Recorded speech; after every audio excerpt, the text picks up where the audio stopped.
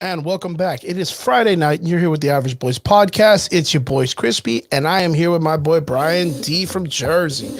Brian, what is up, my boy? You finally Woo! got me on time, or like Woo! you hit that And I unmute unmuted button. you. And I I unmuted you. I'm like on the it. ball today, dude. Yo, we are I'm gonna on have the a ball great, today. great episode. Bro, what's going on? How's everything? How's everything? It's been a good week. It's been a good week. Yo, I, how's I the think I got weather? some How's nerd the shit in. weather out there? I don't mean to cut you off. How's the weather out there, dude? I mean, it's been cold, but I mean, our cold. This isn't your cold. Like, I mean, I say that in the coolest way because it's like your guys' cold is like monstrous, dude. Like, Yeah. I think right now you're probably seeing a lot of stuff in the news about Texas, but that's like upper South Mid Texas, which is like Dallas, Houston. Man, they're getting Okay. hit with a crazy, crazy snowstorm. So that's not you guys. You Nah, guys are we never get good. touched by that stuff. We're too All far low. right, We're too good, close to good, good, Mexico. good, It's good, always the good. sun and party down here, man. I was It's always honestly, sun I and don't party. know, I don't know what I was thinking, but you guys are surprisingly close to Mexico. Like I find that very interesting. It's awkwardly close. Like it's like I can reach That's out, go great outside, though. grab a rock, and hit my cousin with a rock That's outside. I great. can just throw it across the street. Like Yeah, it's wild, dude. man. But you know what's even crazier is like I don't think you comprehend the weather down here is like movie weather. And Hmm. what do I mean by that is it never snows. Like it never snows. Hmm. The only like you can literally in the last like 50 years count on your fingers how many times it snowed It here in the South snowed. Texas area. And it's weird because I guarantee for what's up, Eels? How's it going, my dude? How's it going, everybody in the comment section? Everybody's watching. Thank you very much for tuning in. Um, I guess the easiest way for me to put it is like for yourself. And if you brought like 15 of your friends down to the valley and you guys lived here for an entire year, like you Mhm. would be like, I love this place. The only thing you probably would hate is the heat. Like when it gets hot. That was every day because when I went out there to visit, it was hot every fucking It was day, hot dude. every Like day. I And it's had like that, like the majority of the year. So when it's cold like this, yeah, there's a lot of people down here that'll complain because they're not used to it because they're used to the heat, but they don't understand that we only get this for like a little bit. So like absorb that cool weather because the rest of the year we're just using AC to survive. But yeah, the weather's been a little bit dicey. It's been a little bit cold. It flashed in pretty good. We thought we were over it with the cold, but then it kicked in and I mean, but we're managing. It's not too crazy, not too out of this world. But everybody upstate in Texas, prayers out to you guys because they're dealing with a like that crazy Minnesota style snowstorms that they're not used to. You know what I mean? I think there yeah, was like I saw a video today that was wild. There was like people trying to push their cars on the expressway because they were going uphill really. and the car stopped and it was like coming down off there. So it's like That's gotta God, be scary. That's gotta be that's scary. nuts, man.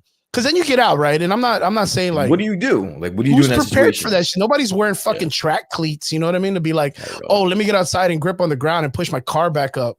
Like no one's got spikes on their shoes. That Everybody's sounds just wearing fucking DC shoes miserable. and flats and shit. It's wild, but yeah, we've been good. We've been good. How about yourself? Dude, it's been freezing over here, dude. Like it's been miserable. The weather is just I hate New Jersey weather this time of year. But it's nothing out of the usual, but everything else is good, dude. It's been a long week. Ready to just hang out and chill and talk some nerd shit with my boy Chris B, man. What's going on? Yeah. And you know what? Like, finally, finally, we get some nerd shit this week, and it was a We big do. drop of information. Big Yes, drop of information. sir. Of course, this week, of course, we had two good things that happened this week. One of them was surprisingly interesting, and this one's more in your reign. We've talked about this for a couple days because we've been reviewing the show, The Last of Us. We had The Last of Us episode 3 came out, which brought out a really interesting story with one of the characters that Hmm. is dynamically different from how they portray it in the game. And they changed it pretty much in this story to being a little bit more of like a love story. And we want to talk about that today because dynamically it was changed, but it gave us such a organic writing, I guess you could say. It was organically written that felt more comfortable than it just being like thrown into the abyss and people not caring of the reaction. And um, so far, it's been a pretty positive thing from what I've heard in everybody's situation. I myself watched it; I thought it was great. So we're going to be talking about The Last of Us season 3 or episode 3 from The Last of Us show. And the number one thing we're going to probably be talking about today, which is of course DC released its slate for the next couple of years, and they released some title. They released pretty much, I'm going to say they released all the titles of everything that'll be coming out under the Peter Safran and James Gunn series of DC movies. Did you get to see that or no? I did, and I'm actually curious to see how long this is for. Is like everything that was named? Is it for like the full year or multiple years? Like you I said, want I'm to say not dude, it sure. has to be multiple years. There's so much that he dropped in it. Yeah, right. Because You I want to can't say pull he it off in 1 said, year. I mean, we could watch it. I don't know how long the video is of James I'm not Gunn. watching that stupid Yeah, ass fucking. yeah, that's why I was like, I want to say it's a little long, but I did We release a could talk photo. Let about me see if I that. can bring up It's that not photo. even long. It's just horrible. It looks like he did that shit in his basement. He did, man. That's where he hides all the little Asian kids, man. Yikes. Let me see. I'll open this up right now so that way we get an idea of the picture, right? Present, share, window. Here we go. So this is an idea of the years. So this is, I believe, is a 10-year plan. Okay. Overall. Sheesh. Okay. Yeah. Okay, So he okay. really said, and he brought it out very, very interesting. What's up, Rob? How you doing, my dude? Good seeing you in the comment section, my guy. You're gonna have to tell us how that movie went, man. I want to ask you. Yo, I was going to say I don't want to cut you off, but how do you feel about M. Night Shyamalan? M. Night Shyamalan ding dong. I think he's a pretty cool writer. I think some of the times he's had this really bad problem with making really stupid fuck ups at the end when it comes to like his weird twists. This is like from his older movies, but in recent times it's been good. Split and Glass and Unbreakable. Okay. You're getting ahead really quick because I don't want to like drive off. Yeah, you don't want to be dwelling in too long. What is your favorite movie that he's made? Which one? I just think the Unbreakable series is super good. Like all of it, Split and all that. I just think hands down, I think to me, that was one of the most interesting, creative, and like out of this world, like touch on the X-Men. Like I thought it was so good. I hope they build on it more. For a man like himself, M. Night Shyamalan, to come out and create like a whole new story of superheroes. Mm-hmm. And to kind of like run with it and create his own thing. I think that was amazing. Like he put it up there and instantly became one of my favorite superhero stories. What about yourself? That's a really good answer. I mean, if I were to give something that's not that, like, because all three of those movies are amazing to me. Yeah. And I'm a fan of his anyway.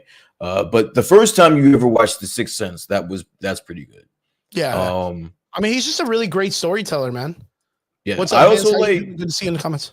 Devil was a good one. That's another one that I liked, and I like the new, like one of the newer ones, Old. I don't know if you ever got a chance to see that one, but no, I haven't seen that one. Fan of those. Is that the one on the island? That's the one on the island. Yeah. Holy shit, that was weird, man. I saw the trailers for that. Yeah. And I was like, fuck. And of course, like, I mean, I say this, I feel like I said every week. I'm a real big fan of stories, like just people telling stories. And I could not, I mean, that's the cool thing about Cool Night Shyamalan is like, he writes such weird stories that they're all based on, of course, the format of just storytelling and just suspense. But like, again, the M. Night Shyamalan twists, sometimes like you go back all the way back to like, the Red Door, or what was like the Scarlet Door or something. He used to write all the Cloth, and he used to write all these weird stories of like almost like like a Vienna. I don't know the years, but like it was always like weird. What was that one that chick from Black Widow came out in? Was that Inheritance or Heredity? The Visit, maybe. Yeah, or something like that. I just know. Here, watch. Let me tell M. Night Shyamalan. Let me look up his movies real quick because I can tell you from the movies list.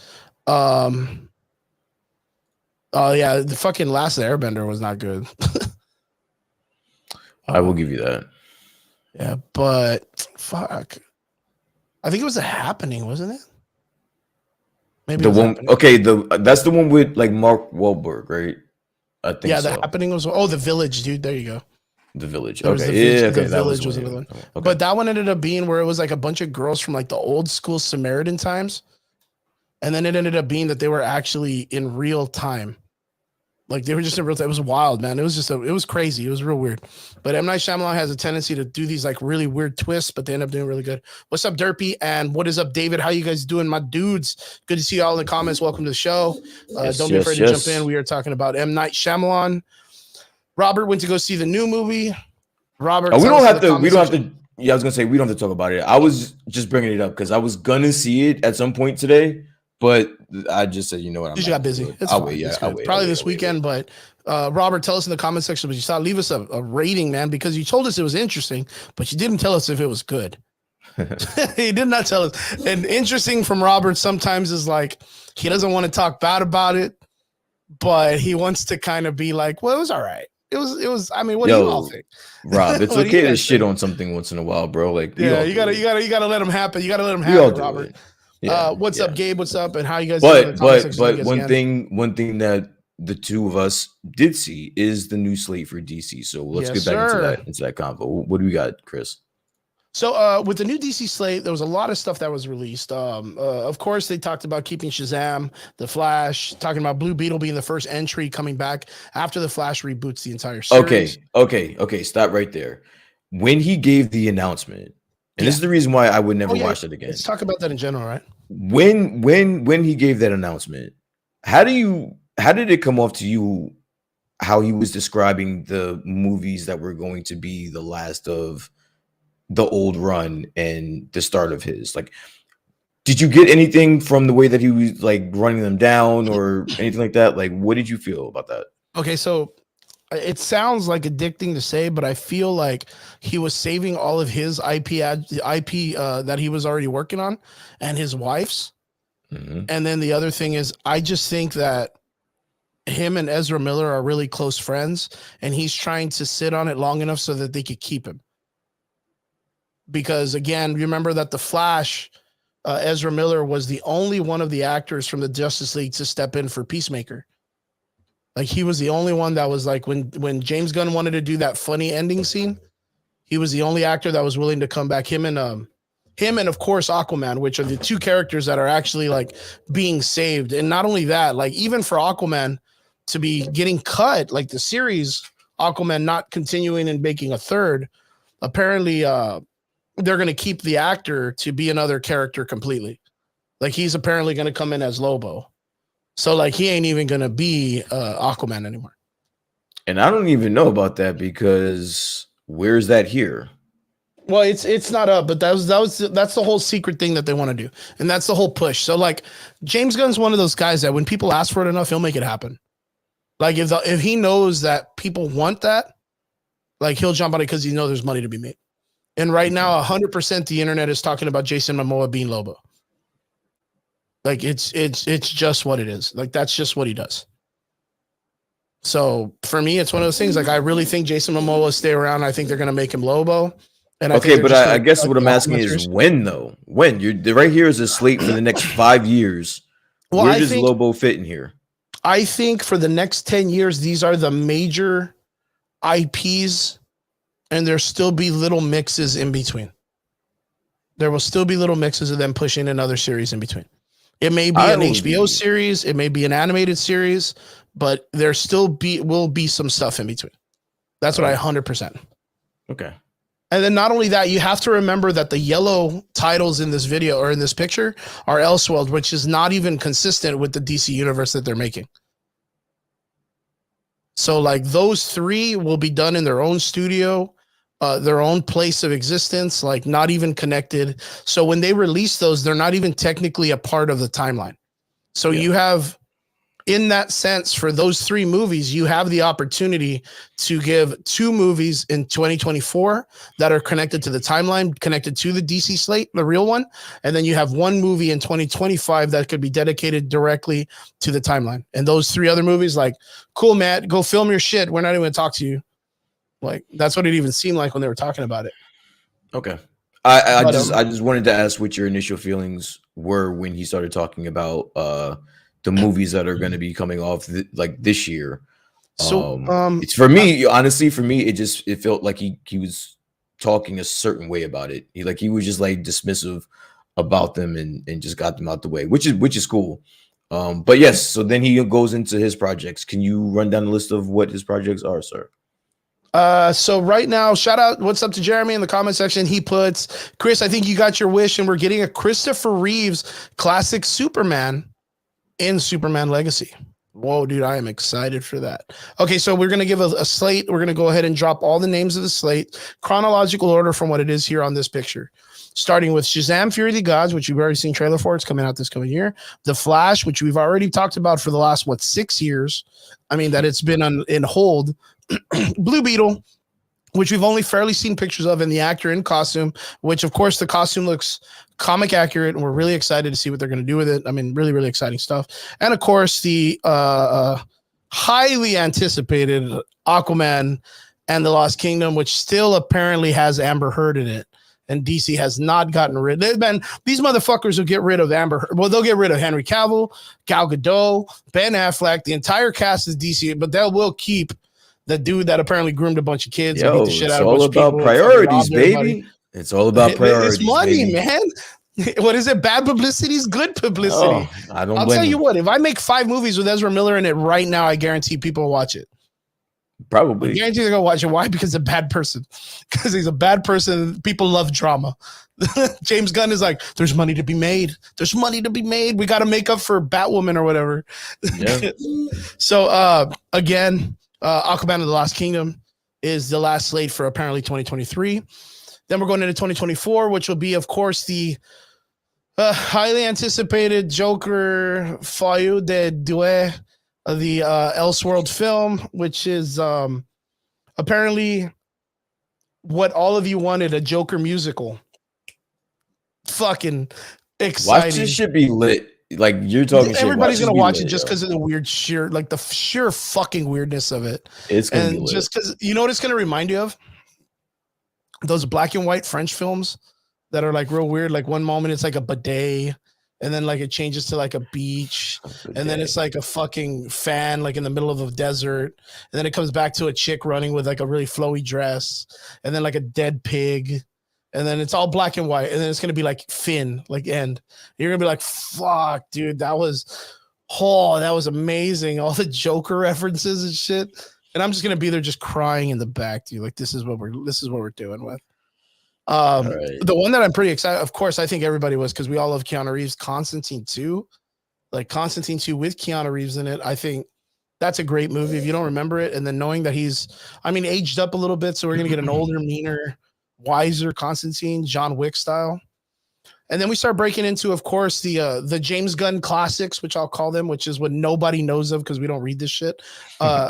Creature Commandos, yay! But it's gonna be an animated series, and I won't shit on that. DC is amazing at doing animated series, so if it's something that's kind of out of this world, as is Creatures Commandos, I think the DC animated universe can pull it off. I really think the DC animated universe can pull off like a lot of shit, like just a lot of shit in general. Like a lot of the stuff that James Gunn like brought out, if you were to make it into the animated series, dude, everybody would love it. Everybody would love it. Trying. Yeah. So this is actually written by James Gunn. Of course it is. So so if he's gonna give me like a animated Suicide Squad, I'm gonna watch it. That sounds cool. The thing is, what's really cool is like the animated series does deviate from some of the comic books, but they're not afraid to just let go, because they know it's like, oh, well, what are they gonna do? It's just a fuck cartoon. Like I can make these people have like a million versions of powers and blow up a bunch of planets, and I can pull that off in animation. I can't pull that off in film because that's a lot of money. But in animation, anything goes. I don't know if you guys got to see Apocalypse War, the animated series. Did you get to see that one or no? No. So that one is really crazy interesting. You haven't seen it. It's been out for a while. So it's not really spoilers. At the ending of the series, they make it to where it's kind of like the precursor or the postcursor to the Flashpoint Paradox. It gets to a certain point in that story of the Flashpoint Paradox that Barry Allen's Justice League universe that he ran back to goes completely on the haywire. All the Justice League's members got picked up by Darkseid. He grotesques their bodies with like the apocalypse technology. Mm-hmm. Batman is the guy who sits on the chair and has all the knowledge. Superman, what happened to him is he actually tattooed kryptonite into the Superman logo on his chest. So he's pretty much, he can never use his powers.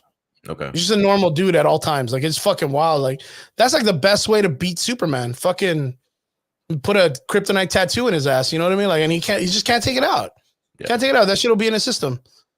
So that was an interesting way. And then he comes back and brings in Constantine, brings in like Raven, brings in a bunch of characters to kind of like, yo, we gotta stop Darkseid. And then you find out Wonder Woman was like turned into like a warrior with a bunch of like technology on her body from just it's wild, man.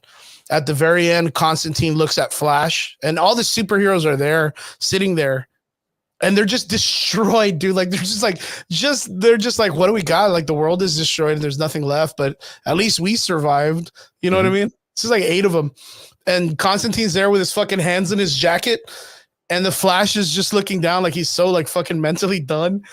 And he looks at him and goes, "You know what you got to do, mate? You know what you got to do? You got to run back and fix all this shit. You can't leave it like this."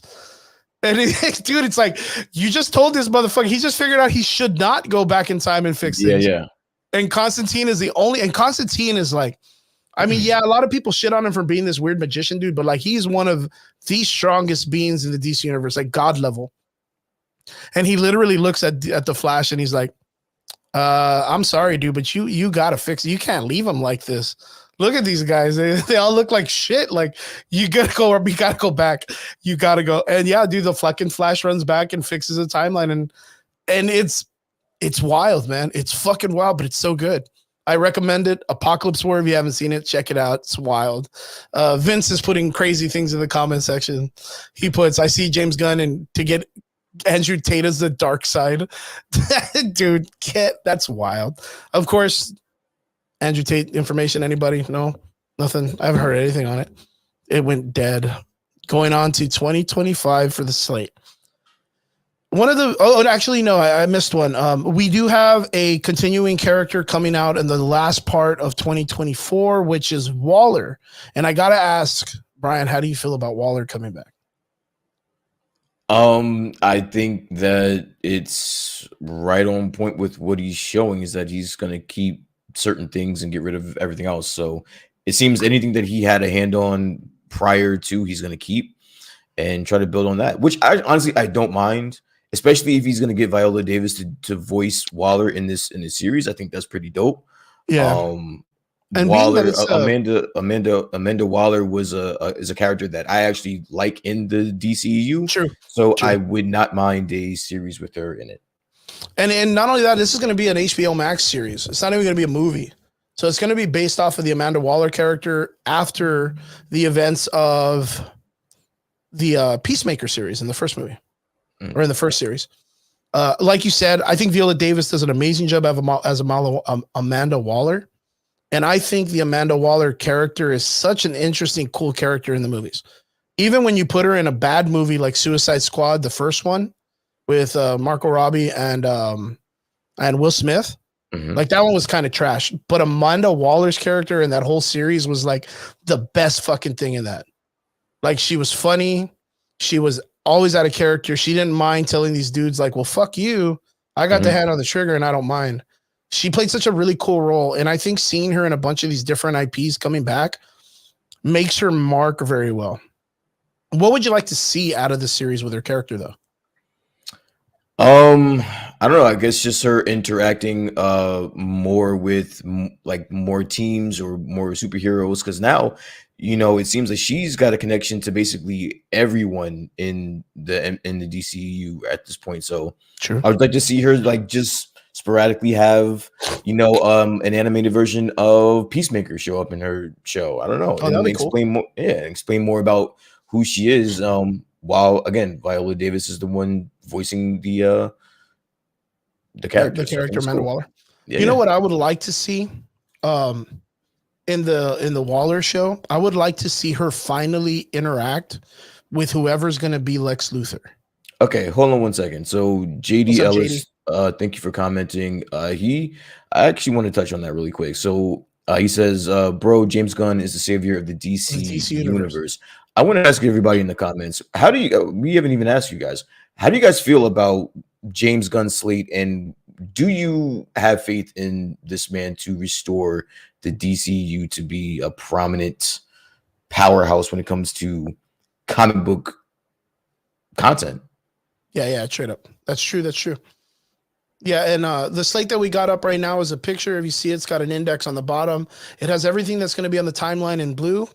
Has everything that's going to be extended universe would be anything animated or live action series, and then of course DC Elseworld is bringing in alternative directors to say their own stories based on these characters. AKA IP that James Gunn can't touch. All right, let's get to the good shit, bro. Let's get to the good shit. The next one that's up is going to be a Juggernaut, sir. Which one is that? It's starting off 2025, and it looks like it's going to be Superman Legacy. This is, of course, I think this. It's crazy because if you look at the year of 2025, that is like the year of the legacy characters. So that's going to be the introduction, of course, to the new Superman and his origin story, whatever they're going with, because we don't know what they're going to do yet. Guess who's writing this? Batman. Guess who's writing this? Who's writing that one? Guess who's writing this? James Gunn. Good guess, buddy. Damn. I'm like, goddamn. Then we're going to get, of course, which is a little bit weird because it's not technically the Batman that's going to be used in the series, but it's going to be the Batman nonetheless. In one of them, it's Batman Part 2, Matt Reeves, which is going to be off of the continuation of the Riddler story, basing off of his Elseworld Batman story, which, again, here we kind of like are starting off anew, but we're going back and doing like the double dipping. How do you feel about knowing that they're going to have the Batman Matt Reeves movies? And we haven't gotten Part 2, but with the success of the first one and then putting money into the second, more than likely we will get a third. And then that'll touch in base with the opportunity that I have again, 2 Batmans going on at once. How do you feel about that? I mean, we've had multiple Batmans going at once already, so why not? Right? We've had 2 Batmans for years now. Yeah. But then again, it gets very confusing because it's like the moment people started hearing, Ben Affleck's out. Okay. Ben Affleck's out. They were like, "Oh, dude, they're gonna get Robert Pattinson," and then Robert Patterson's like, "Nope, not really. I'm not gonna do nothing, man." And it's like then it leaves the audience in dismay, and then of course, like in the process of it, the whole company was in dismay. You know what I mean? Like, I'm honestly, I'm just more. I don't want to say concerned, but the thing that jumps out to me as of right now is that James Gunn is writing all this shit. Yeah, that's alarming to me. Like, what if you're not a James Gunn fan? Like, I would put James Gunn as someone that it has a niche following, like maybe a little bit more than niche. Yeah, because he does like the trauma style art, right? Yeah, but what if you're not a fan or a fan of his style? Then what? Like this? Then you're stuck with this for the next couple of years, man. These are years you're never gonna get back. Can you imagine Kevin Feige just writing everything and saying this is what's gonna work? But I you know what? I do know that I did hear that he's gonna have like help from different creators and stuff. I'm not a big fan of Tim King or that other guy that's with, but they were gonna talk about like, Frank Miller or other writers themselves that are coming in to help him out. They even have they're bringing in the director of the Doom Patrol or the writer of the Doom Patrol to come and help out with a couple of the series. So I'm not thinking that, yeah, I know he's probably going to write the majority of it, but he's not going to write without the concise like work of other artists around him, like other writers kind of giving him ideas and him bouncing ideas off. There's got to be a writing room. There has to be, dude. There has to be. But then again, I think you got James Gunn fucked up personally, but whatever. Right. Well, actually, Vince Weaver said, "Did you guys see the international trailer for Shazam? We get Wonder Woman." No, I haven't seen that. I got to check that out. Maybe that's something. I don't know if that's real. We'll have to look for that. I haven't seen that. Then JD Ellis says, James Gunn will follow the source material to a point, but can also make his own and still be a great film. And to be honest, the connectivity of the film and TV is genius. Reeves and Snyder can suck it. And then he says, DC will have some great films, finally, excluding the Tim Burton Batman. Yeah, that's a good way to put it. James Gunn will follow the source material. But my only concern is he follows the source material to like the most awkward storylines that he's chosen out of the list, which is source material no one's ever fucking cared for or read themselves. So like, I'm not gonna lie, I love comic books and fucking 5 of these fucking IPs. I don't feel so bad. I was like, why the fuck would you choose this? I mean, you would assume, and I know what everybody says. Oh, superhero fatigued. Oh, I don't care about an origin of Superman or origin of Batman or anything like that. But the fact that DC as a company has not been able to get any of that shit right is the reason why we need to have a solidified foundation. You can do again a Superman origin, a Batman origin, a Wonder Woman origin, and then fucking kill them off in the second movie and bring in the new characters, because at least we had a fundamental fucking stepping point to the characters that we're working with. All the other ones, you can be like, okay, name a badass origin to any of those characters and let me know how those matter to the universe that's coming into factor. Fucking Christopher Reeves was the best Superman. Indeed, but what does his Superman provide for the new universe that James Gunn's going to do? Nothing. It doesn't provide anything. Oh, well, it's a multiverse. Yes, which means in some iteration, that universe is completely different from the new universe. This universe needs its origin stories for his characters. It literally needs to at least solidify a foundation where it needs to be. And right now it looks like the fundamental fucking foundation is going to be like, what, the fucking Authority? By all means, tell me what this means for our universe. Please tell me through the education of anybody out there in the comment section how the Authority is going to benefit the Justice League, or at least the fucking universe of this universe in general for DC. It's wild. It's wild, the choices. But, I don't want to get too far into that yet. I'd rather, I want to talk about this, but when we get to those IPs individually. Going back, of course, Matt Reeves would be for the Elseworld, but we're going to wipe that out because we're not really considering the Elseworld as the technical movement. Okay, even though it is technically part of DC's Elseworld, are you anticipating this movie? Are you looking forward to this movie in 2025? For part 2 of Batman? Correct. If he fixes everything he did in part 1, I'd fucking love it. That's right, because you hated the movie like from the beginning. Hate that's a strong word. I just did not like the fact that he elongated the series and had a bunch of dead air. I think if he would have consolidated the series, it would have been a little bit better and tighter. It didn't need to reach fucking 3 hours. And a lot of the points that he made in that story, they were good cinematography wise, but story wise didn't make sense. Okay. Like the whole penguin scene. And then he kills fucking 20 people on the expressway. And then he fucking pulls him over, and then the Riddler, the penguin tells him the joke that it's a bat or something. All right. And then he's like, fuck, and he just walks away and leaves him. You're getting yourself upset again. I didn't mean to stir up. I didn't mean to stir up. Yeah, I didn't mean to stir up old emotions. I give it to him that he created Gotham City. Mm-hmm. Like he created it, and we talked about it where we felt that Gotham City was its own entity. He created the Riddler and gave us something of a rogues gallery.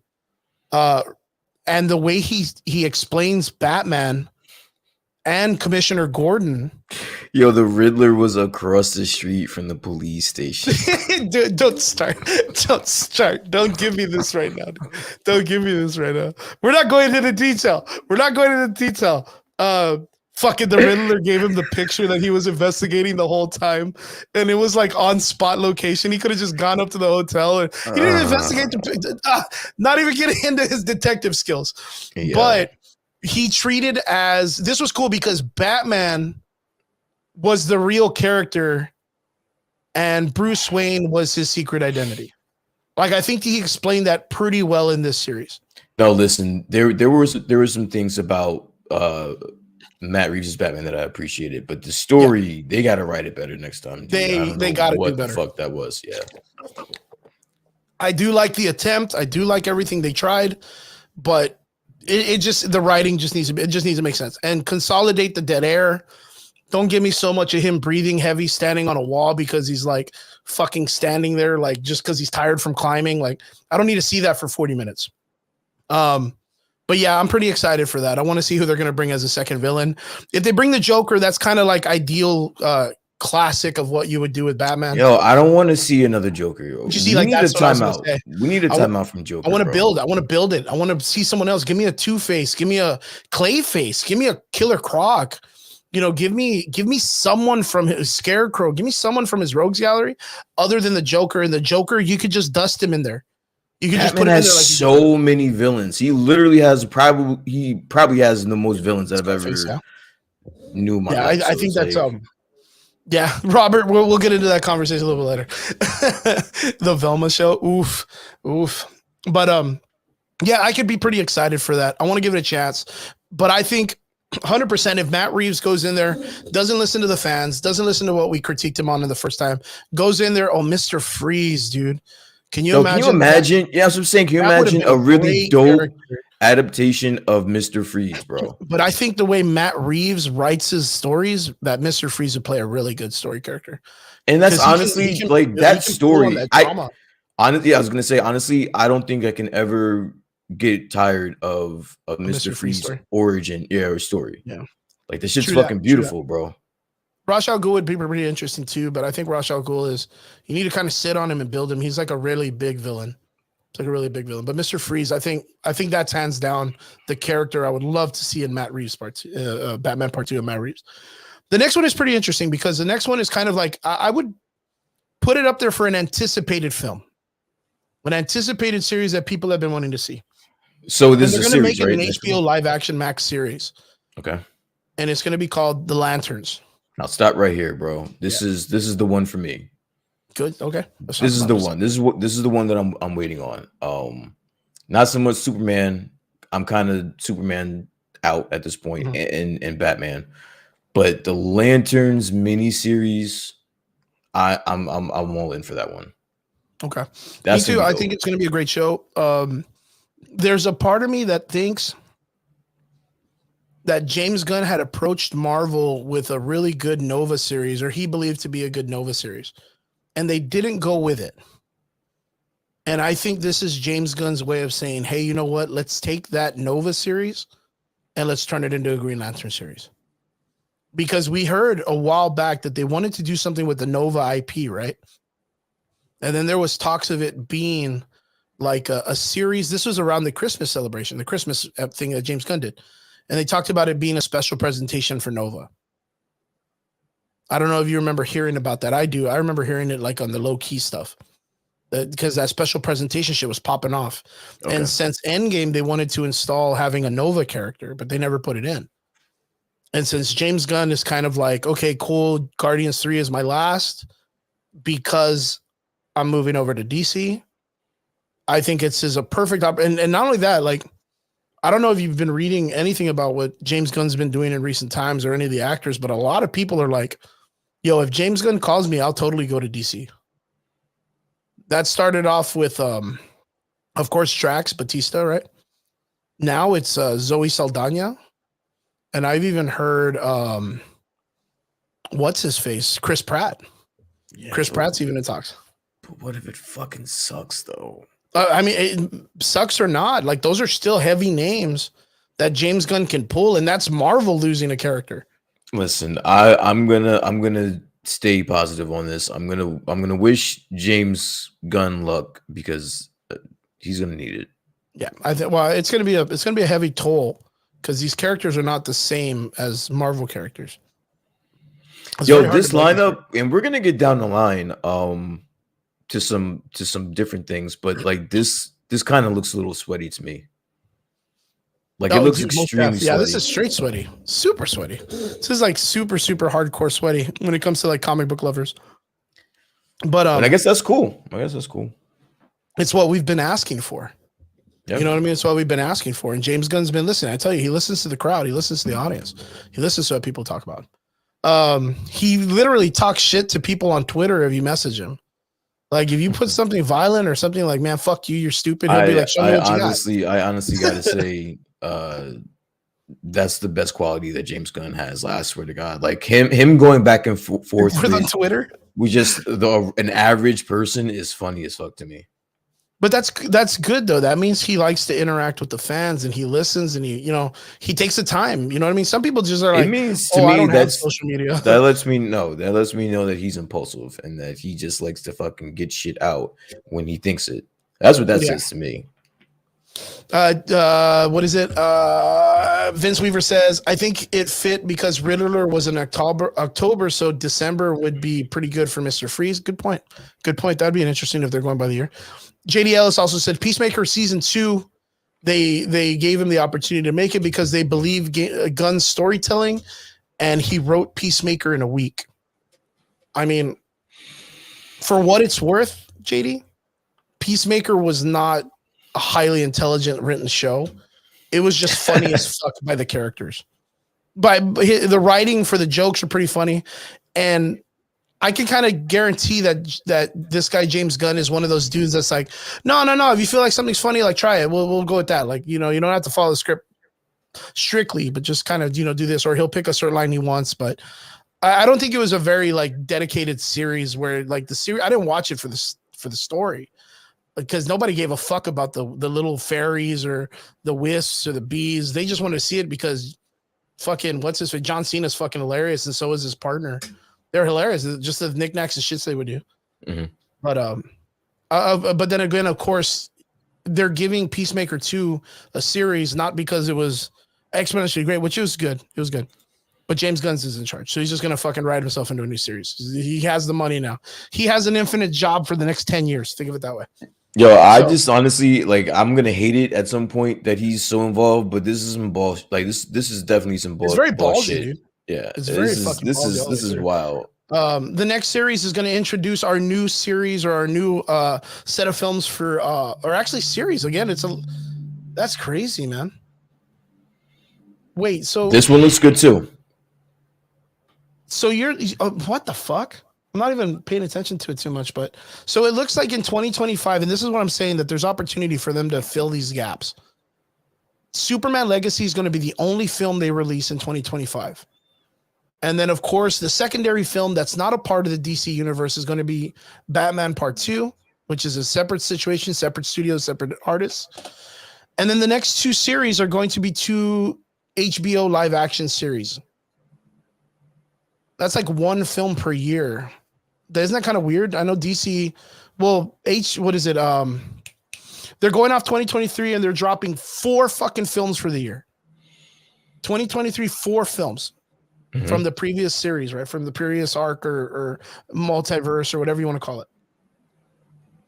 Then the next one is going to be 2024 is going to be, but then fucking 4 straight films. That's crazy as fuck.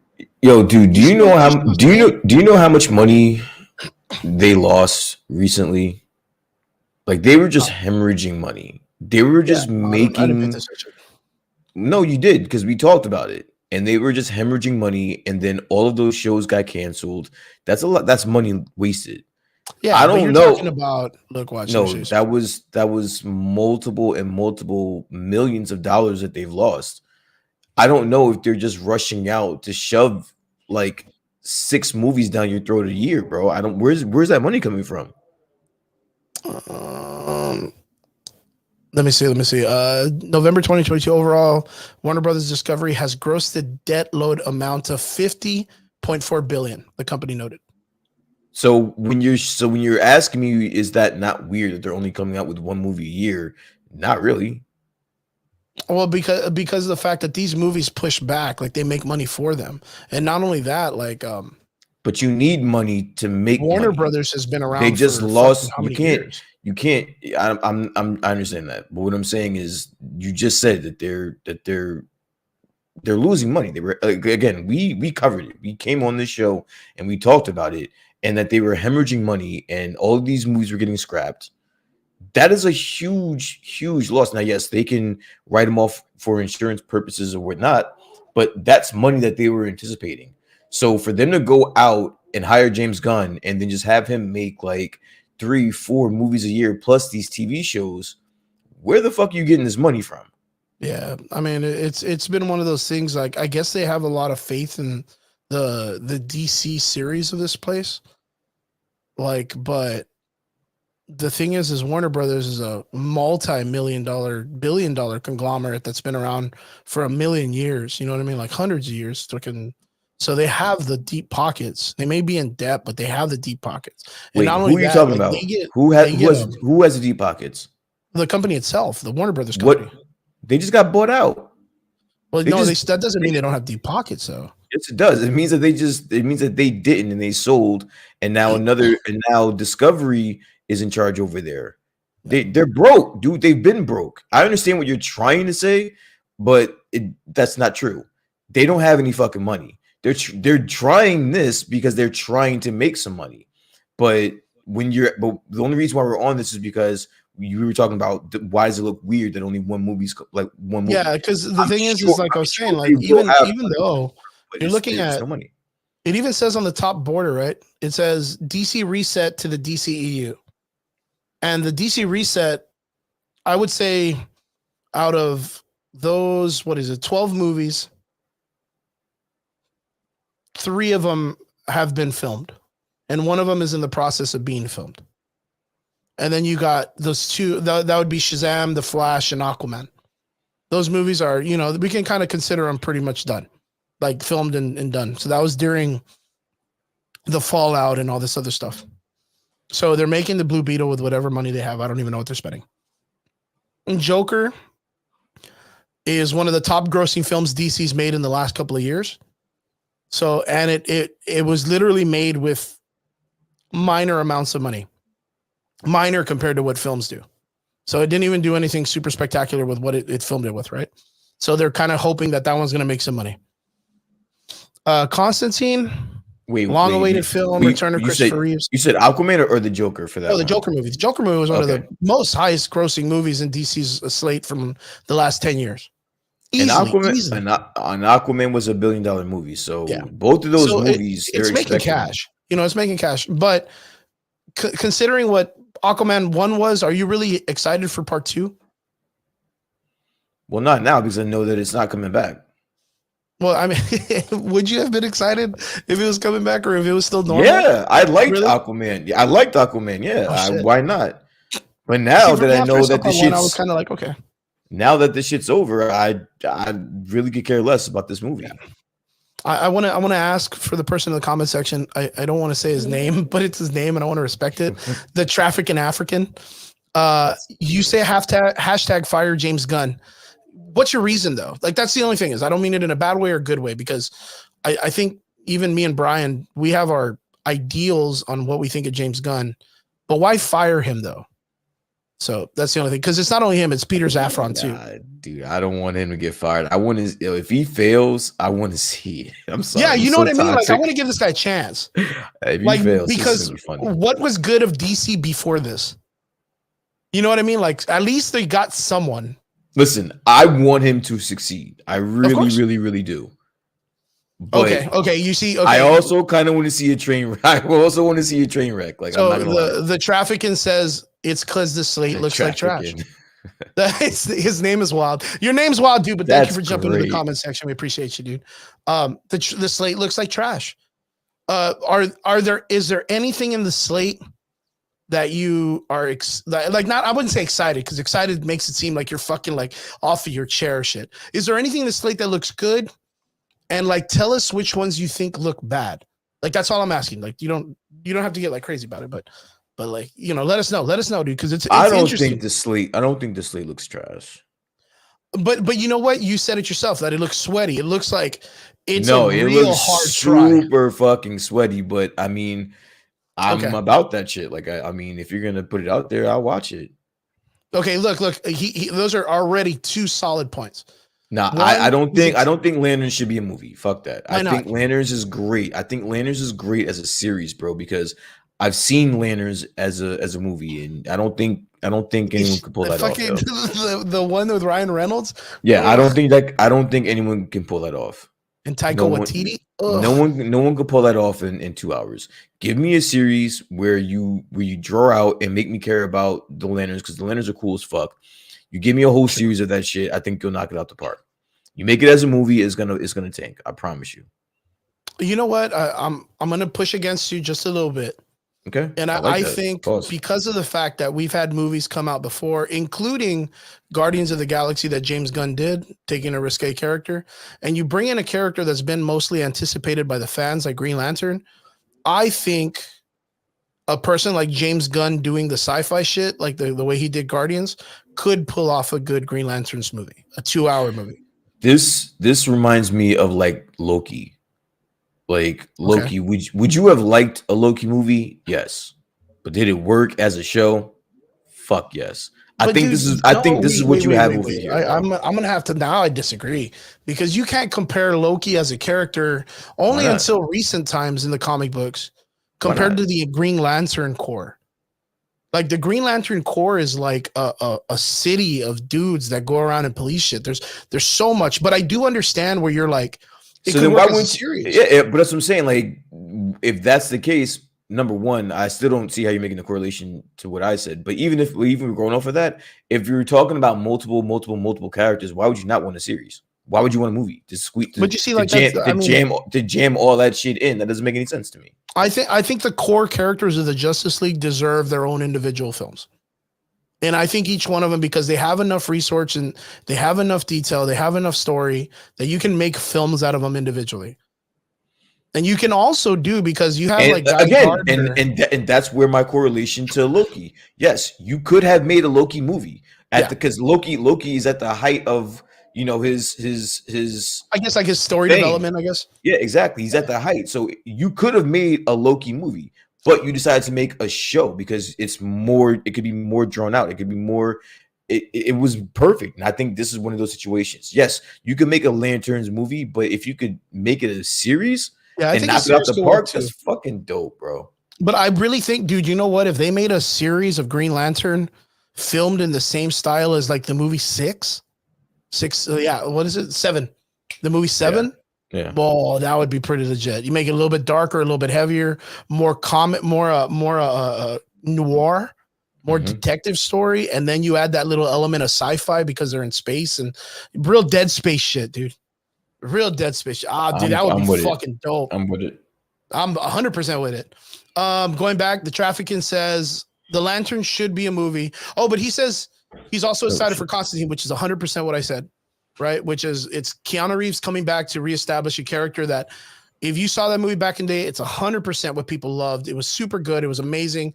It was a great movie, and we wish we would have made a second movie. So, but it's scary to know what they're going to do for a second part, like now, right? Like, because it's nowadays times.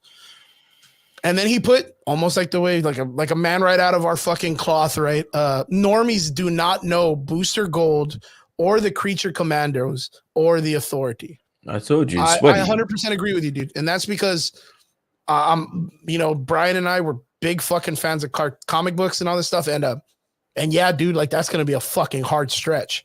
That's a hard stretch. He also says if they do the Lanterns like Loki, it would be pretty dope. It's his right. It's also I also like it's going to be DCU, not even on Elseworld or any other genre. Yeah, and just imagine the Lanterns are everywhere. They have stories and histories with everyone. Yeah, they're in every fucking what do they call it, or like they're in every like quadrant of the universe. They're fucking everywhere. So it's like if you give me a show where you can tell me more of that about how they are just so spread out and just having their hands and everything, that's dope. Give me and a not show. only that, like it's very reminiscent of what he was already doing with the Ravagers in Guardians of the Galaxy. So like even with that, like he's already kind of like in story mode, in creativity of these characters that are like throughout the entire universe out there, doing crimes or whatever, or solving crimes or, helping people. Sylvester Stallone's character, there was that part where they were going to do that continuing story of the Guardians of the Galaxy with the Ravagers characters, which he didn't really get to expose, which I hope we get some touch back on that in this upcoming movie, The Guardians of the Galaxy, because that was kind of underutilized enough. And I thought it'd be really good. But again, good points, man. Not even going to lie. So going off to the next one after the Guardians or after the Lanterns is we have Paradise Lost, which is going to be another series based on the before aspect of Wonder Woman, right? And it's even stated that this is going to take place before the Wonder Woman movies. No, that's what he said. That's what James Gunn said. No, So what a I'm lot of just people saying that I don't want to see this shit. If Wonder Woman's not in it, I don't want you're to. like, I cool, don't man. want I'm to not see gonna this watch this shit. shit. It looks dumb Yeah, as fuck. thank you Well, for letting me save my time and not waste that's it fucking because solid, dude. I'm not gonna watch this That's shit. hardcore. Thanks for Well, letting me know ahead of time. I won't be watching this shit. well, a lot of people have been saying like, okay, cool. They've talked about how that Gal Gadot is not going to be a part of this, I don't care. You but it's better have also a Wonder stating Woman there. Like that I don't care. Paradise Lost is connected and it's prior to the first movies. I'm good. Um, Even if you gave me like a child they Wonder did Woman, in the second movie. They did. that's fine. Well, then you better have her in this fucking show. Otherwise, Yeah. I'm not watching because I'm not. I There's think no I think point. more than likely what this is going to do, and it's based on the Paradise Lost, is they're going to do the two separations, because there is like an Afro Brazilian Wonder Woman in the new series of comics for Wonder Woman, and there is the irregular Gal Gadot Wonder Woman, the one that's based on Themyscira and all this stuff, and they're going to show you that there's different tribes of Amazonian women.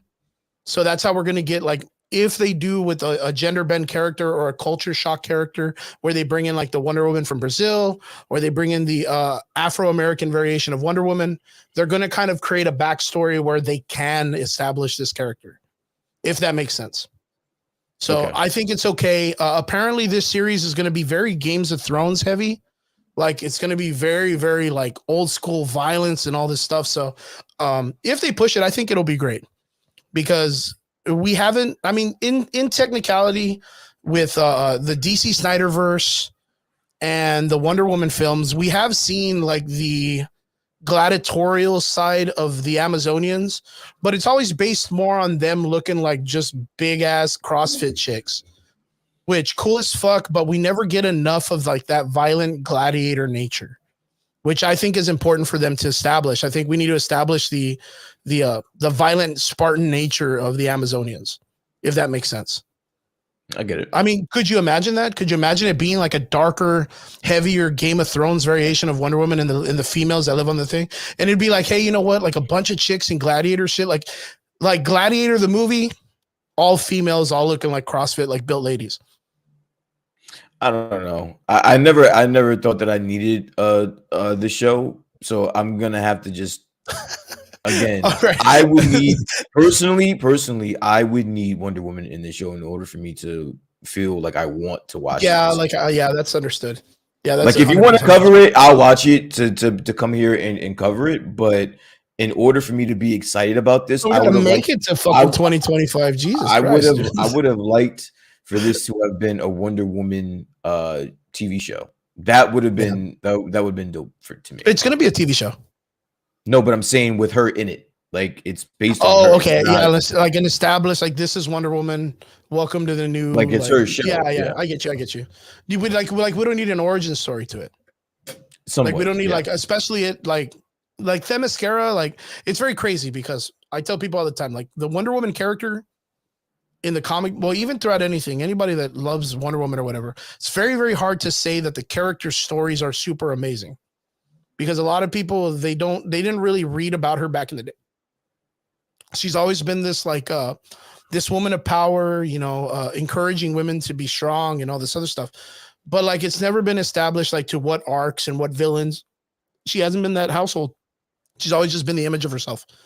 So for them to want to build on the idea of what Themyscira was, the idea of like the separation between the tribes, the backstory, I think it's good, but they're really going to have to make a really, really good, like compelling story to keep people entertained in it.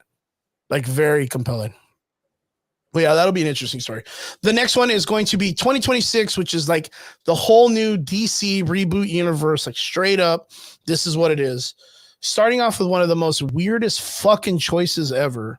The Authority, right? So I don't know if anybody's out there that's read The Authority or whatever, but yeah, The Authority is like this very interesting group that's based on not really based, but it's like a side mark or a sidewind of like the Justice League. But I think it's very much going to be taking the idea of like what the popularity of The Boys, and James Gunn is going to be running this into the DC universe. So this is going to be like, I guess you could consider this like the Justice League / the Avengers, because this is a group of superheroes that work consistently with NATO or the UN or someone of a government issue.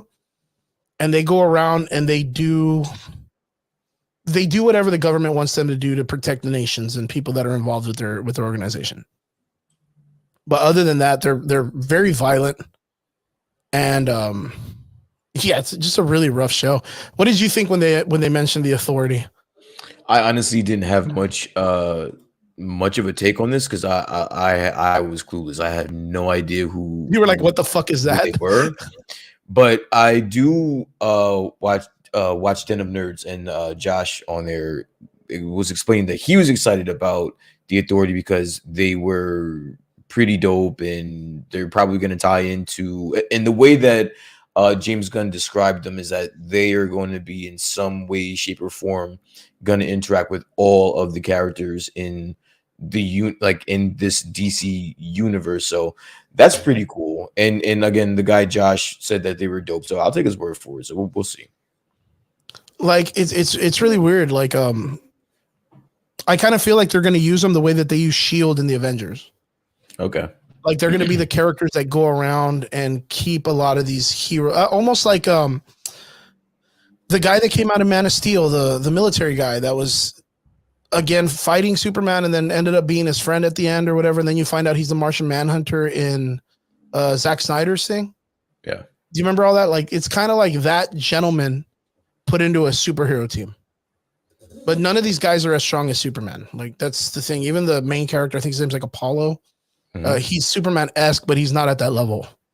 But the characters do kind of like provide a lot of the a natural storytelling to, you know, some of the ideas of what, like the ideals of society that we're going through right now.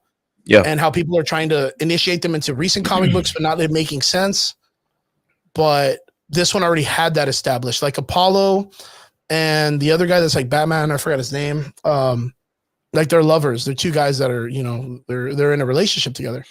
So of course, like you've seen that a lot in recent comic books where a lot of people have been pushing on that genre of storytelling, but it never feels organic.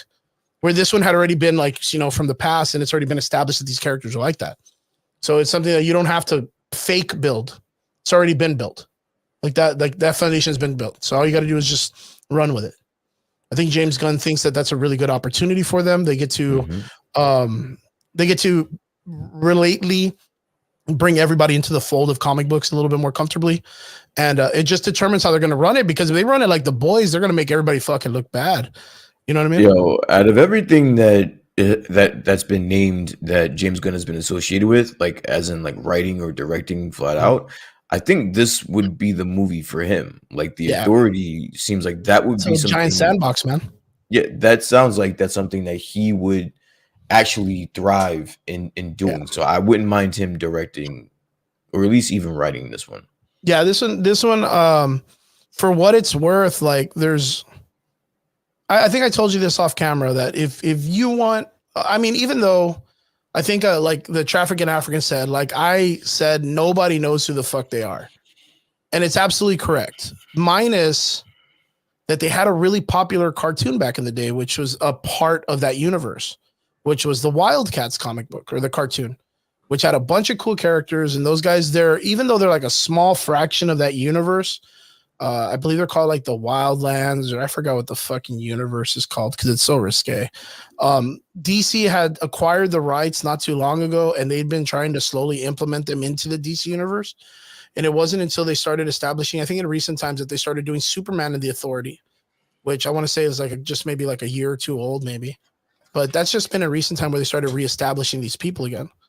But like I said, they got the rights. It's very similar to the way they did the Watchmen. When they got the rights to the Watchmen, boom, DC was added to write a series basing them on it and putting them in the universe. So I think it's pretty interesting to see them. I just don't see, because look, watch, Black Adam came out. Don't forget that movie, right?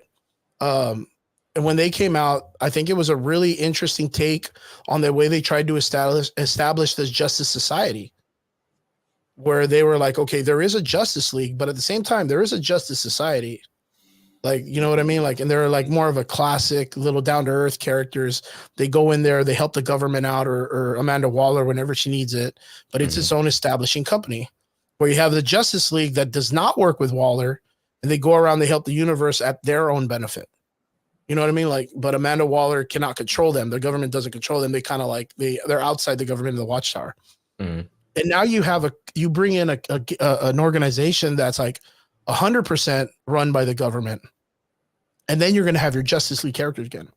Mhm. I kind of feel like them constantly going with the monocle of everybody being like a Justice League member, kind of gets boring after a while. I think that's kind of like a boring template to follow. So I don't know how I'm gonna feel about it, because of course, like Apollo and the other characters, like they all iconically almost resemble another person in the Justice League. And then we're gonna try to establish again the regular Justice League. So we can kind of come to like some type of consensus, right? Where we know that the Justice League is eventually gonna fight the Authority. I mean, that's the easiest way to kind of put this together. Mm-hmm. Is eventually they have to, because they're just two different, they're antithesis to each other. And eventually they'll hit each other, and then, whoever sits on top will reign supreme or whatever, or whatnot. But I kind of feel like that's the way it's going to go. That's what it's going to build up to the first session. I don't think it's going to be like a dark side war. I don't think they're going to be building up to anything like that, or even a crisis right now. They're just going to build up to it being a Justice League versus the Authority. Okay. That's what I 100% think it's going to be. I mean, do you see it any other way, really? I think it's going to be, one by one, the Authority is going to interact with like Superman, Batman, all that shit, and eventually it may lead up to like a sort of like an event movie, like a Avengers type movie, and that's what you'll get. Yeah, because sooner or later, you're just going to have to be able to wipe out the Authority and keep the Justice League. Because what I'm looking at it right here by the buildup is the Authority will be what the government believes the world needs. But being that Amanda Waller is still a part of the government, she controls that group in some way or is a part of that. Eventually, they're going to be like, again, the word the Authority comes from authoritarian. Like authoritarian being like a political stance on how you feel a government should be run or whatnot. Mm-hmm. And I think that's what they're going to use as that. They're going to be like, look, well, these guys are very imperialistic. They want it to be their way or no way. Very Superman Injustice. Yeah. Even Kingdom Come, if you want to break it down, with the character Magus, when Magus kind of destroyed the universe and it took Superman from the old days to come back and not be in hiding anymore, and then fight Magus, and then Magus come out and be like, dude, I'm sorry. Back in the day when I won, I think I fucked up, and I should have let you guys kind of like be here. And they allowed like a regular human to talk to like Dr. Fate to choose the fate of everybody, and right? It's something like that, right? I'm kind of like a little bit off probably, but I kind of feel like that's what it's going to do. Is they're going to get the Authorian people to fight the new Justice League, and they're going to smash, and then someone will make the choice at the end. But overall, they're going to choose the Justice League to be the supreme, to be the people that are the superhero team of the world, because they don't work for anybody, and they don't answer to anybody. They just do their own thing, and they work for just hope and justice and the American way or whatever it is, ship or whatever. That's what I kind of feel it's going to go with. But I think it's an interesting take. To add the Authority, and I think that's where it's going to go with it. I think that kind of gives us the opportunity to see a really interesting story fill out later on in the series. After that, we're going to get the introduction of The Brave and the Bold, which I think is probably going to be the highest grossing anticipated film other than Superman. Is going to be the new introduction of the new Batman, including Damian Wayans. And how do you feel about this? And anybody in the comment section, how do you feel about them adding Damian Wayans, jumping right past all the other Robins? How do you feel about this? Again, I can see where people are gonna have an issue with this. I won't. I know very little of Damian Wayne, but I know who he is. I know that he's got some pretty cool art. He has a cool arc. But I also do know that he is very close to the other Robin. So I don't understand how you can have this version and not have the other versions first. So I don't know. I guess we'll see. Yeah. I'm in the same boat. The Brave and the Bold comic book built on the idea of Damian coming into Batman's life. He is the grandson. Of course, he's the son of Bruce Wayne and Talia al Ghul, which I mean everybody pretty much knows the backstory of him, and he's the grandfather and was practically raised by Ra's al Ghul, who of course respects the shit out of Batman, but has a really really hardcore mindset on how his ways should be kind of implemented. So when he comes into Bruce Wayne's life after Talia al Ghul was like, she's Ra's al Ghul was a weird dude, bro. Like we can't. Yeah, Ra's al Ghul's an awkward guy.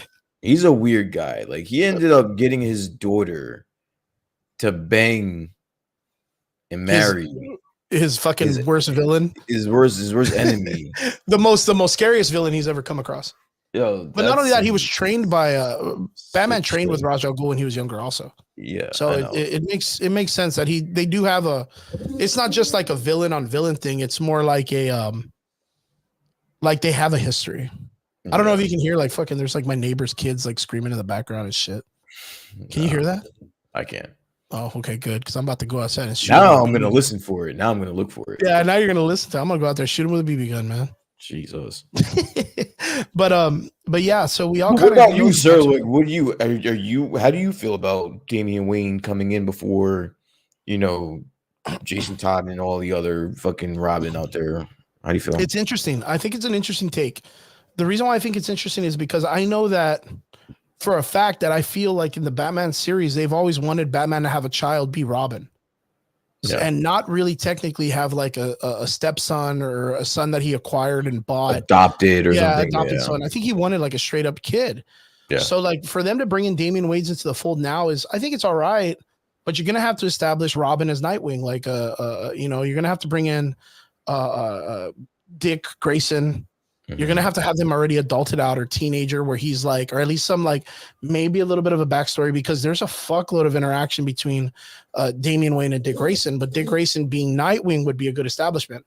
We already have a good base on it. A lot of people will say, well, it's not fair. We never got like a really legitimate movie of Grayson or whatever, but it's like, hey dude, like you have the entire Teen Titans series. You have the entire animated series of Batman with Robin. There's so much material out there that you already know. You know who Dick Grayson is. Everybody knows who he is, but you don't know you don't know what his life is as Nightwing. So we can establish a great Nightwing story. The other one is, of course, Tim Drake, who is historically probably one of the most famous and Shakespearean version of the not Tim Drake. It's what's his face from the Red Hood. It's not Tim Drake. That's what's his fucking name? I'm gonna look him up real quick. It's not Grayson. Let me get his name real quick. On the top of it's on the fucking it's on the Jason Todd. Jason Todd is one of the most Shakespearean characters. I was gonna wait to see how long you're gonna. Yeah, I just said the guy's name. I just said the guy's name. I'm like, yeah, no, sorry about that. And it's because everybody forgets who Tim Drake is. So that's why my brain went automatically to Tim Drake. But Jason Todd is one of the most Shakespearean characters who has this horrible backstory and is the antithesis and to Damian Wayne's, but between the Joker and Batman, where it's more like Jason Todd is like the Joker's Robin. And then, of course, you have Tim Drake, which is probably, if not the smartest Robin that's ever been established. The only other character that Ra's al Ghul has named the detective, other than Bruce Wayne himself, like Tim Drake, he's technologically the most important one. And he, in recent comic books, I believe, has come out as an LGBTQ character. So that's always an interesting take on the Batman story. And I know for sure that having the Brave and the Bold is going to then introduce the Bat family, which I am really excited for. So, like I said, I think that the Brave and the Bold is going to be the most anticipated and highest grossing film in this. Probably more than what Matt Reeves is Batman. It's going to shit all over Matt Reeves. I guarantee it. And that's where I'm like, I hope they don't make a third, man. And if they make a third, they better make it fucking proper, dude. They better make it proper. Yeah, that one's pretty exciting. The next one, thank you, Vince. Came in a little bit late, man. You're supposed to save me. Jason Todd. The next one is going to be another interesting character to take in, but I think kind of that he kind of deserves his own film. We're looking at Booster Gold, which is kind of the dumber version of Kang the Conqueror. I guess that's the easiest way to put it. This guy's a time traveler, comes from the future, of course, the 31st century, which is right there next to Eo Barthon, and of course, our favorite Kang the Conqueror, which is going to be introduced in Ant-Man in a couple weeks. Booster Gold comes back to the past to fix things in the timeline that he believes will be able to save the Justice League members, but in the process, fucks up a lot of shit and goes back to the future to come back and then redo it all over again. He has a lot of problems with like Chris Pratt as man. That would be interesting. Chris Pratt as Booster Gold. That would be funny. That would be really funny. But he's already too much into like the Star-Lord role, man. It's already too close. Way too close. What about the little Helmsworth? Nah, he's like a Captain America, right? The younger brother of Chris Helmsworth. Yeah, you're asking to cast as Booster Yeah, Gold? like a caster for Booster Gold. I don't know. I'm always horrible with casting questions because no one ever really comes to mind about like certain superheroes. And plus, I don't know who the fuck Booster Gold is.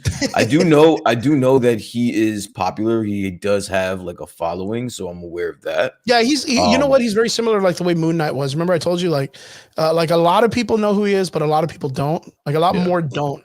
But he does have a pretty niche following that they're willing to like die on that blade, telling you he's amazing. Yeah. But he's kind of like that typical The Mummy Returns guy, like very swashbuckling hero, but like dumb in return. Very, very Indiana Jones, Chris Pratt, first Guardians of the Galaxy movie. Like, yeah, he's like that. But again, Zac Efron as Bruce. I don't know if that chin will let him fit in the costume though, man. But you know what it is for me? It's like, even though I don't know who these characters are, I still, respect the fact that there is a following for these characters. But again, it's super sweaty, dude. It's like that's what I'm confused about with this list. It's like this was made for who was the slate made for? James Gunn. It's made for him. This is like I keep telling you, like this reminds me of those guys that there's a bunch of great movies that are out there, but they're like, nah, man, I only watch movies from the $5 bin at Walmart. And because those are the ones that matter and they have better story writing. It's like, what do you mean? Like they only state that they want to be watching like B-lister films because the A-lister films are too mainstream. Like that's kind of like the way this goes, man. Like it's very, very weird. But this is like a comic books list of those kind of guys. I think they can pull this off if they, like, as you said, if they get like movies and shows to come in between. Yeah, it feels like it's gapped, right? Then they could probably pull this off. But as is right now, this looks horrible, dude. I'm sorry. Yeah, it's really rough. I want to go back for me. Other than Batman and Lanterns and the Waller show, the Flash movie, but other than that, what's up, Sal? Good to see you. Oh, and one of the last ones too. Yeah. Well, I want to say I want to go back because the Trafficking is really putting some really good stuff in the comment section. He really knows his shit. He puts I don't mind the LGBT agenda, which I mean a lot of us don't anymore. When it's chronological and like Mystique and Destiny from the X-Men. Yep. It's got to feel organic. Like it's already has some kind of like resource behind it. Like it's not just forced into the fold. Yeah. I also don't mind the Damian Wayne Robin coming in either. Once again, I said nobody knows who the fuck Booster Gold is. And I 100% agree. I think, like we said, it's a very niche one. And he puts it there too. He puts Booster Gold is as cool as Black Bolt. Like it's one of those ones that you have to be indulged into comic books and to like read them to know like that you catch on to be like, oh, that's who Owen Reese is. Oh, that's who Mad Jim Jaspers is. Oh, that's who this guy is. Like you have to be reading them to really catch these characters in between. Oh, imagine. All right, so imagine you're an executive at Warner Brothers, right? Mm-hmm. And you just spent so much money on IP and content that you're just never going to put out, right? Mm-hmm. You hire James Gunn because you think that he's going to bring money to your company and bring some decent competition to Marvel. Now, as an executive, he comes to you and puts this list on your table and says, "This is what I'm going to make for the next 10 years." Do you have hope in James Gunn? Being Kevin with this Feige. list, or just being relevant? I mean, yeah, because I mean, if you look at it, Or how about this? How about from a yeah. business perspective? Do you think that this will be profitable? Yes, I think there's money to be made, and the reason why is because I think right now the fucking people, we want DC to make movies. We want it to be good already. Like, we're tired of watching shit that just fails. So for you to bring in a person like James Gunn that's not afraid to listen to the fans and not listen to the executives and just be like, okay, cool. Like, hey, executives, I know you want me to put X, Y, and Z in this movie, but the fans don't want that. So I'm not going to do that. So just let me do this. I've proven myself. I'll make you money. I think that's 100% what they're going to do. Like, I think there's an opportunity for him to make money. And James Gunn himself has an interesting name in the directing field. Even with his take on Suicide Squad, it's still profited. Still did all right. I think with what he was given as assets, he couldn't really do too much. But again, I think Suicide Squad suffered because it had too much James Gunn in it. So, like, I'm hoping that the idea that this being with a person like what the fuck do you think you're about to get? He just he's got a partner with him.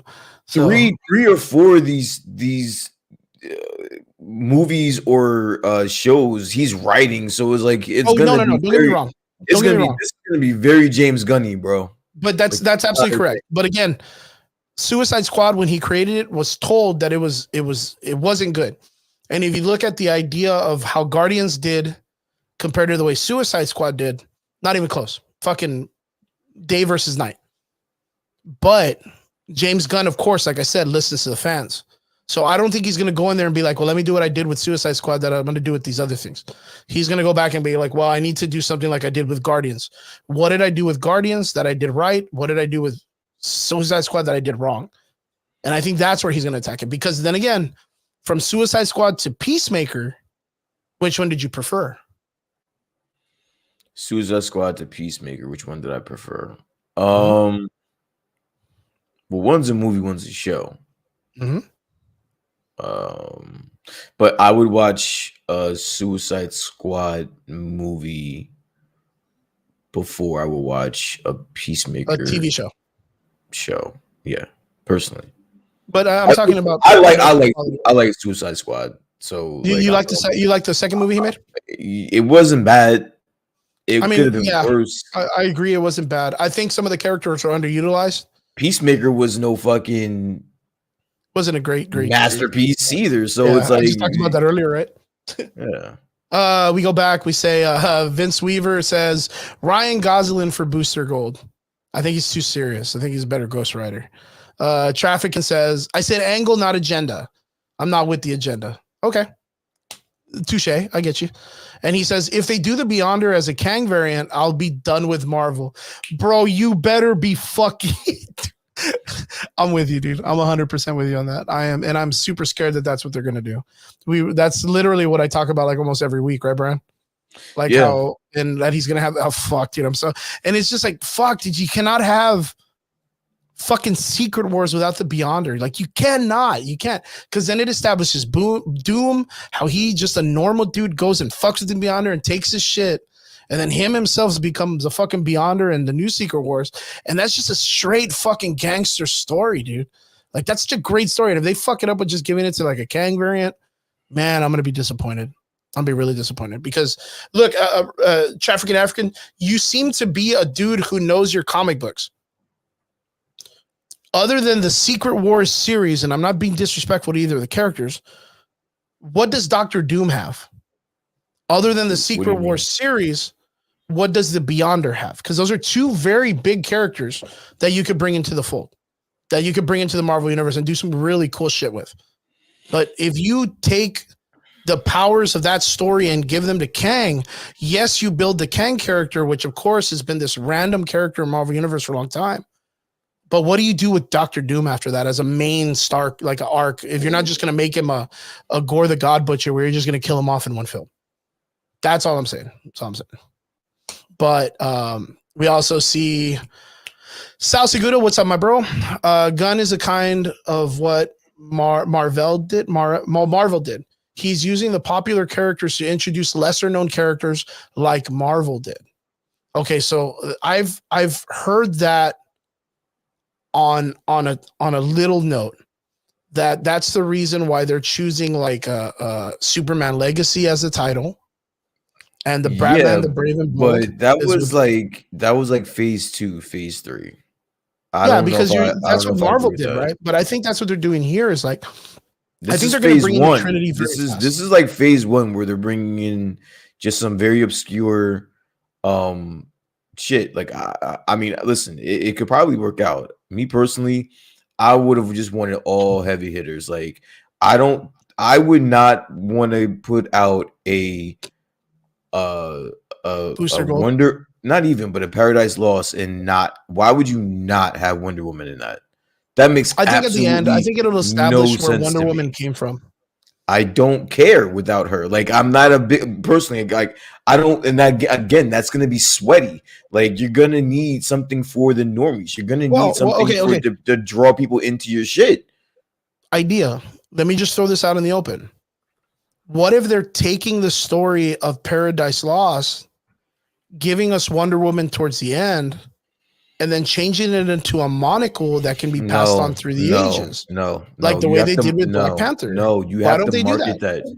I'm telling you, because you have to market that. You're not going to put a show that's going to be surrounded by Wonder Woman, actually have her in it, and not market it that way. That makes But the thing, absolutely are no you talking sense. about like Princess Diana, the only Wonder Woman, or are we talking about Paradise Lost establishing that the mother was a Wonder Woman and then Diana became a Wonder Woman, and then other variations can build and build a Wonder Woman, which will give us that opportunity to bring us into the Brazilian or the African Wonder Woman character that's been recently introduced, because that was the big like thing. That was the big flashback that a lot of people are like, I nah, don't like listen. screw you. You're getting way too deep into this. All I'm saying is, what, I don't give a fuck what Wonder Woman you have. You need to market that there's You're like fuck them you need all. to You know, you need to market that there's going to be a Wonder Woman in, like, that would just, to me, that would just make more sense. It could be Diana, it could be her mother, it could be your great grandfucking mother. I don't care who it is. But if you well, I mean, market that there's going to be a Wonder Woman in here, that needs to be up in, like, that needs to be here, not some type of I don't know, whatever they were marketing it as. well, I mean, I don't think that makes any we sense to gotta me. we gotta pull back a little bit, because that's like in fucking, we're barely in 2023. This is for 2025. They're not on market it right now. I think James Jones just kind of give us like, just like, you know, it's just a path. Like, hey guys, this is what we're planning. So like, I mean, us getting riled up that they're not giving us enough, I think it's a little too early. Not even that, but we're okay. And this is what I'm saying. Like, I'm cool with this. I think it's mids. But again, even if you were going to announce, this is what I'm saying, Chris. Even if you Yeah, were yeah. going to announce this show, regardless of when it's coming out, why would you not? If you were gonna plan to have Wonder Woman or a version of Wonder Woman in this, Yeah, why isn't she here? why would you not market it that? Why would you not give it in your speech? Why is it when I'm looking up a description of this, it's just the home from where Wonder Woman came? Like, it would have been, me personally, I would say this show is going to be following the Wonder Woman of time or history, or where Yeah, the yeah. Wonder Woman came from. Like, that's how I would market that, and it's just weird how Or at least like it's not. establishing that the monocle of Wonder Woman will be established in this series in some way. Like, don't just tell me it's just going to be a film just about Yeah, some random people. because then I don't care. Like, okay, cool. Yeah. No, I Like, get you. I get you. And Sal in the comments touching back on that, which is like, he says, not enough people care enough about Diana's backstory, especially without her in it, especially the casual movie watcher. and That's that's pretty much where it. that's where my argument is laying in, Chris. There's nothing here for the normies, really. That's what I'm saying. Like, you need something, You need to know and comics. you need you need to know comics to get invested in a Paradise Lost. Like, if you're a normie, you're gonna have no idea. If you were to say, "Oh, there's a Wonder Woman in it," oh, I know who Wonder Woman is. I can watch that. You don't Yeah, have that. I agree with you. I agree with you. And I think, like I said before, like even with the depth of like them going with like the authority or like the creatures one, it's like that's like super deep cuts into the comic book realm of DC. Like we're talking like Image and Vertigo and like, you know, going into all of these weird risque variations of characters like that the normal reader that just knows like the base home heroes isn't really going to know these characters. So like one to two things. One, it's going to force in the economy of it all, right? And it's going to force our like den of nerds, our comic historians, our guys that go out there and push the envelope on the idea of knowledge of comic books is going to get them to have to go back and read these comics, make videos, and then normies will go and hopefully watch those videos and pick up some kind of idea. And then of course it's going to have to deal with the casting of these films to know that there's strong casting. Because if you don't strong cast these things, no one's gonna give a fuck about them. I think they just dropped a comics explaining about the Authority. Yeah, it's and it's what's gonna do. And then if you go back and watch it, I guarantee in a week, 1 million of people are going to have to hit that fucking thing because everybody's going to want to know about it and then want to talk about it and then act like they know about it. Mm-hmm. Because I don't know. I mean, I've seen it with the herd psychology of people. Is like a lot of people want to walk into these films acting like they already have some kind of investment in these characters because it gives them that value when they talk about it. So like it gives them that opportunity where, of course, comic book people like ourselves, we talk about it and we can talk about it for days and we confuse people sometimes with how it flips and flaps and stuff like that.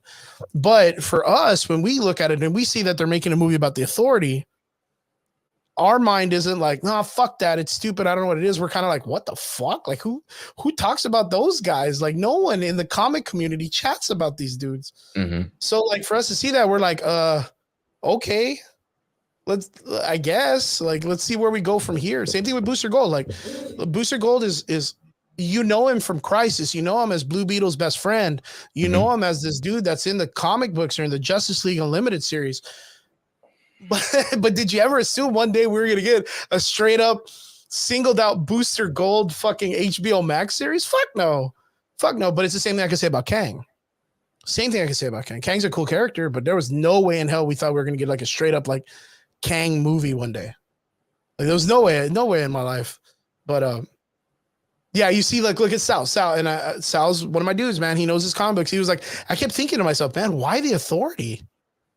Why the Authority? Yeah, that one again. I don't know who they are. That one confused me. But again, people are saying that it was cool back in the day. So I'm going to take their word for it. There is no back in the day for these guys for me though. Like I just feel really weird. But I can see where the idea is. Look at the popularity of the boys. And we need that in our universe. Like we need that in our universe. We don't need it for a long time. We just need that in our universe.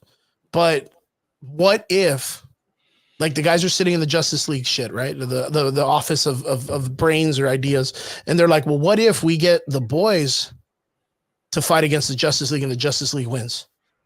Like, can we take some of that attention away and be like, you see? They couldn't stand with us. Even the boys, there's no way. This is their antithesis. This is what they look like. They can't even stand with our guys. You got to stick with us. Like you got to stick with us. It doesn't matter if they're relative. It doesn't matter if they're violent or bloody or whatever. It don't matter. They can't stop us because we're above them. All right, we got to get to 2027. We're almost done. Let's wrap it up. We got two more. The next series that we're going to be talking about is, of course, Supergirl World of Tomorrow. How do you feel about that? I'm kind of. I mean, Supergirl's pretty cool, but. But this version of Supergirl sounds pretty badass. I'm actually into this one. Like I'm looking forward to this. Like what's got your attention? Well, it's a different story. It's like not the original Supergirl that I remember. Like it's a newer version of, and like within the last couple of years, like a newer version of Supergirl where she's kind of jaded and fucked up. So and she's got like a savior mission that she's on, and it sounds pretty dope. So I'm looking forward to this. Okay, good shit. I'm not really familiar. I mean, I know the Kyra series. I know they brought her out in the Flash series. They made her own series, which was pretty cool. I'm glad she's getting some love. I remember her always being the first Kryptonian on Earth. She was here a little bit prior, even though she is technically younger when Clark Kent grows up, but she's actually older than him because when she left Krypton, She was already kind of casually a teenager. She got to see the destruction overall. And then, of course, we all know that Kal-El was just a baby, but he ends up growing up because he's on Earth. And she's kind of like floating on like an island of Krypton somewhere, right? Like that's the gist of it. Mhm. And she's like surviving on her own, and she's kind of like on the outside looking in, and she's, you know, going around doing her due diligence as a hero, but at the aspect of she's not really growing up on Earth. Like she's not growing up as a superhero. She's just growing up as a person with power, not understanding why people do the things that they do. Yeah. So I'm pretty. It sounds pretty cool. I think it's a little late You in know the what? game to bring her that late. I almost missed this comment. Vince asked me, what did I think about the Royal Rumble? Side note. Oh shit! Yeah, so it was mids. I've seen like Oh, I really wasn't a big fan. The only reason why I get so excited for the Rumble every year is because me and my buddies we get into like this little pool where we like pull numbers from a hat. We all throw like $30 in a pot or something like that. who's gonna be the top? We pick 2 numbers from a hat, and whatever number you get, that's the entrance person you get. For the men's, I ended up getting both the New Day wrestlers in my picks, so that was just wasted the money there. And then in the women's, I got number 30 as one of my numbers, and it was Nia Jax, and then she got immediately eliminated. So the Rumble was a bust for me, but it was mids. It was mids. Yo, but I'm not gonna lie, that little snippet I saw online of Logan Paul and that one dude. Oh yeah, and Seth flying across the Rollins. That was is right out of my a guy. fucking movie, man. Actually, he already did that though. I think Logan did that with Ricochet. I think that's the same spot that he and Ricochet Did they do it already? This is the they first did time that. I ever saw it. Yeah, they did that already, and then just he and Seth Rollins recreated it. So yeah, Pretty good though. That was interesting. Like I said, I'm not really a big wrestling guy anymore, but that was a really cool shot for people, and I saw the reaction of the crowd, and it was a good hype. And then that girl Riley, she won. Rhea Ripley. How'd Yeah. that go with the whole like fan base of the community of wrestling? A lot of people that I was around, they kind of called that. I didn't Shit. know who was gonna win the women's, but she's been hot. Like I haven't been really keeping up with the product other than like the bloodline shit, but like apparently she's hot. So like her. yeah, She's real popular, man. But anyway, that was sidebar. You can catch him on his other podcast or whatever, talking about wrestling. But the trafficking says, what if they made a Dr. Fate film or what? What if they made a Dr. Fate that is really OP? Well, I mean, the Dr. Fate that we got in Black Adam was cool, but he was not the Dr. Fate of the comic books. He was kind of like watered down. I think they just wanted to kind of pick up that actor a little bit more and kind of put him in there and just show his face a lot. But of course, like they need to do Dr. Fate correctly. He needs to be done correctly. Hopefully we get it in Constantine. That would be amazing, dude. Good fucking call out on that. Edgar Eels says, man, dude, I want to see a Death in the Family. So a Death in the Family is the precursor story to Jason Todd's Red Hood. And I think having that opportunity to have seen that as a film, that would have been fantastic. But it does not look like we're going to get that. Maybe we'll get some touch base on it in the history or whatnot as a flashback as to maybe Batman just doesn't have a Robin anymore. He's working by himself again. And Talia al Ghul pops in, and I'm just kind of speculating a story just out of nowhere. Talia al Ghul is like, hey, I noticed you don't have a Robin anymore, but you need one. Here's your fucking kid, and he's trained to be a fucking killer. And he's like, well, I can't have him kill because I don't kill. And she's like, well, too fucking bad. Drops him on his doorstep, takes off. And then you get flashbacks of all the different Robins coming in. And then Damian Wayne's kicking the fuck out of all of them. You know what I mean? I could see that shit. I could see that shit super hard. And last but not least, for the last of the slate would be Swamp Thing. How do you feel about a Swamp Thing story? Honestly, I thought that I would be a little bit more excited than I am. I remember watching Swamp Thing on TV back in the day and coming across Lucy comic books here and there. Like that's what Swamp Thing is to me. Like that's what that's what I remember when I think of Swamp Thing. I just think of like random Swamp Thing comics just somewhere weird, like on the floor or something in Yeah, someone's just like house or around, something like you like just that. see him like Like, Swamp Thing, like yeah, the it's like fucking one of Swamp those Thing type of versus things. Dracula and shit. So it was like like if I were younger, with that same, memory, I think I would be a little bit more excited. But it seems cool. I think that the story itself is dark.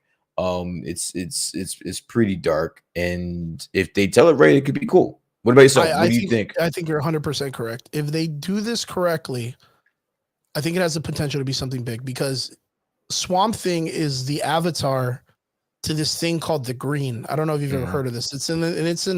I forgot, like it's in like the bayous or some shit like that. You can get into the Green, like it's like a specific thing that he protects, the evergreens, or I forgot where he's mhm. at.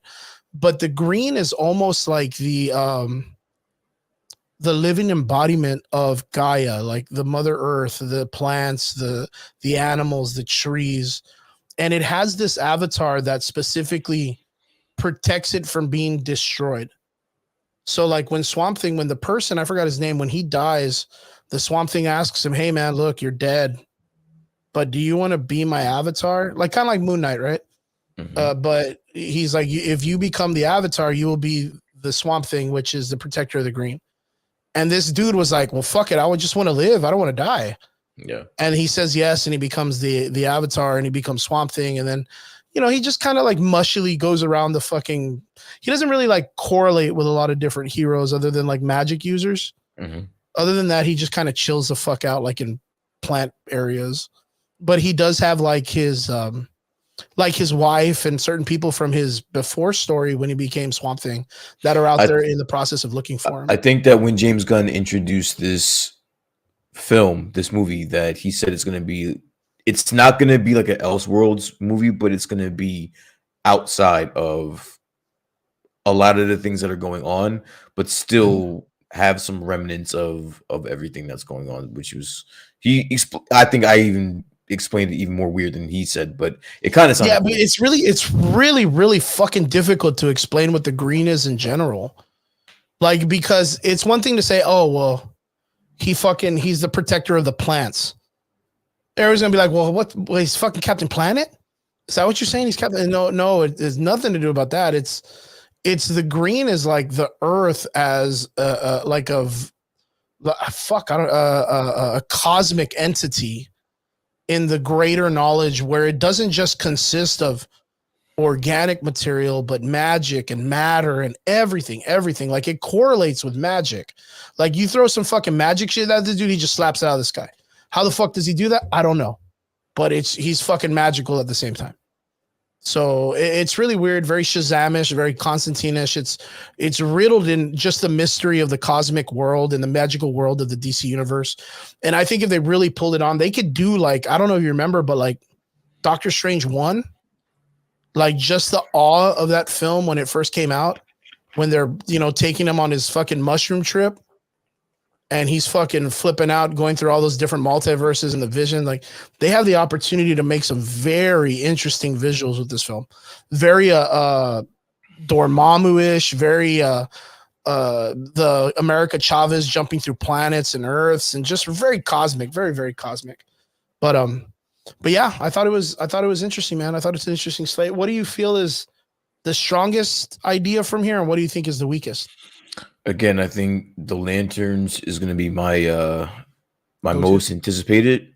I honestly think that the Superman movie is gonna be huge. I think a lot is riding on that movie. Yeah. Especially being that he's gonna be the one to write it. So I think judging on how that movie is received is going to be I guess a preview or a precursor on how this whole thing is going to go. So Yeah. I'm looking forward to seeing those two things. And the least, I don't know, probably Booster Gold, dude. I have no idea what the fuck that is, dude. He sounds it sounds decent. I don't know. Maybe because honestly, the Creature Commandos I'm looking forward to. Waller I could probably do without, to be honest with you. Superman Yeah. sounds cool. I'm looking forward to the Batman Part 2. I got to see how this plays out because this is it's great. And then Lanterns again, I'm good with. Paradise Lost, I'm good. I don't need to see that. Authority, I'm gonna give it a shot. The Brave and the Bold, I'm definitely gonna watch. Booster Gold, don't care about that whatsoever. They're gonna have to like sell me on that. Yeah. Supergirl, 2 thumbs up. I think I'm ready for that. And Swamp Thing sounds cool too. So we'll see. Good stuff. Good stuff. I think for me, it's going to be Superman Legacy and Brave and the Bold that are my top 2 choices in this. Brave and the Bold kind of sits above Superman, which makes me really sad. But that's because I think 100% they're going to kill off Superman in the series. Not in the first film, but maybe in the second, because they're going to bring in the Sun. And as the new Superman of the Justice League, I think it's going to be like a whole new thing, right? Least, I would have to say it sits between Aquaman of the Lost Kingdom and Joker Part 2. I'm not even incorporating the first 6 titles there, because like that's already you're just done. like, nah, they're not even going to be irrelevant. No, we're talking about the shit that he's in charge of under his watch. Yeah, that's okay, what I would say. I'm probably not going to be excited too much for Supergirl, actually. Okay. Yeah, Supergirl. I think it's just going to be like they're going to put her in there and she's just going to be like this character. What's up, Ham? Good to see you, my dude. I kind of feel like they're just going to write her in just to have her. Booster Gold kind of sits right above that. I think Booster Gold has the opportunity to be a really great comedy, like an extremely great comedy, like a fool's comedy. To where we get this accidental hero at the end that just kind of like pops off, and then he gets stuck in the past and stays here with the heroes or whatever. But yeah, I think Supergirl is going to be a little bit. She's going to come in and she's going to be like that attitudey chick, and they're going to kind of make her more, almost like what they did with Miss Marvel, like the Carol Danvers character. I kind of feel like that's what they're going to pull with that character, which it has potential to be good, but like if it's a little too much, like it might not sit very well and it might make a lot of people upset or whatever. So I just want to see them do good. Like, I don't want to see them trying to go against the grain or doing it. I want them to just establish themselves. 100%. I want DC just to establish themselves, that they're back, they're comfortable, and they're ready to go. They're ready to do the right thing. We know they know this. We know they know this because literally fucking Marvel came out and said, hey, you know what? We heard you. Phase 4 sucked. We're not going to do quantity. We're going to do quality now.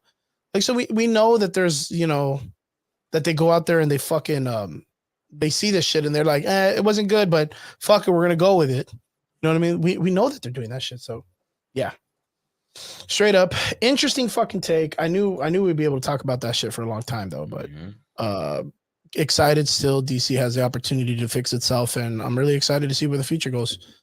Some titles I'm not excited for, but nonetheless, I'm still excited for it nonetheless. So, guys, let us know in the comment section what you are most excited for and what you're least excited for. Let us know in the comments. And again, I want to say thank you to people that are tuning in with us and listening to us rant and go on about these crazy things that we're talking about. Second, all right, Brian, here we go. I got to watch Velma for a little bit. And it was pretty rough. It was really, really rough. So I don't know. I don't know if you got to see. Have you got to see Velma yet? Nope. No. Okay. So a lot of this thing is based on the idea that I've heard so many people talk so much bad about it. I saw the reviews. I saw it's below fucking Dragon Ball Evolution, and Dragon Ball Evolution is a really rough movie to get through. And for something to be told that it's below that, I was like, I don't know, man. I got to check this. Maybe it's just getting fucking hate bombed. Maybe it's just getting, whatever the fuck people want to claim it to be or whatever. Let me go check it out. And I saw the first 3 episodes. And in my opinion, the first 5 minutes of the first episode is the writers literally destroying every ounce of idea that you believe that this is going to be based on the Scooby-Doo factory. Now, I just want to say that I took the chance and I didn't get through 3 episodes, and I'm not saying I'm going to do a whole ass fucking conversation about this shit. I'm just going to say that it's pretty rough. So I don't know if anybody's out there saying that they got to watch this shit because everybody else is liking it, but I can see where people are coming off as a lot of people not liking it. So I just want to go out there and I want to say I got to see it a little bit. I do not like it. I put it out there and a lot of people commented me and they were 100% already clamoring at the idea that nobody likes it. And I myself like to take the chance to go in there and witness it for myself, to at least give my own opinion on it. And so far, my opinion's been that it's pretty rough to watch. I don't think I'm going to be able to make it through the whole series. So just letting you know, Brian, because I don't know if you're going to watch that shit. If I do watch it, it's not gonna like I'm not rushing to go watch that. Like there's nothing. I'm not a big Scooby Doo fan. Yeah. I'm not a really big Mindy Kaling fan, so to say. So there's nothing for me to run to it. I'll take everyone's word for it. Again, my issue isn't the fact that people don't like the show. I don't like the fact that people took the it ruined Scooby Doo for me. Like, that's 100% correct. That to me was just my crutch of my argument. It's like I don't understand that, but and I think I was telling you about this earlier on the thing that, you know what, I try to look at the positive in a lot of this stuff because I don't want to automatically assume that everybody hates it because it follows some type of agenda or whatever. I wanted to see what they did right. And I do like that they took the chance to try to do their own thing. But I think that they had the better opportunity of doing it with just a whole new IP, not even take any of the names. So like if they would have done it as its own show, I think you could have had it a little bit different. But it's just the fact that they changed it and they wanted to try to say like, this is what we're doing. I know you like Scooby Doo, but this is our take on it. And yeah, it's 100% not at all based on the original stuff. Each character is individually different in their own way, and they all have their own backstory. Where, you know, back in the day, they didn't really give you a backstory of the characters. They just automatically put them together and made them work together and, you know, just made it go through. This one, like, independently breaks down each individual character, and then they try to run with it. And for me, it didn't work. Maybe I'm not the audience. That's fair enough. Maybe I'm not the audience, but it wasn't for me. I'm not going to like it. And I would probably rate it somewhere like at a 2 out of 10, 3 out of 10.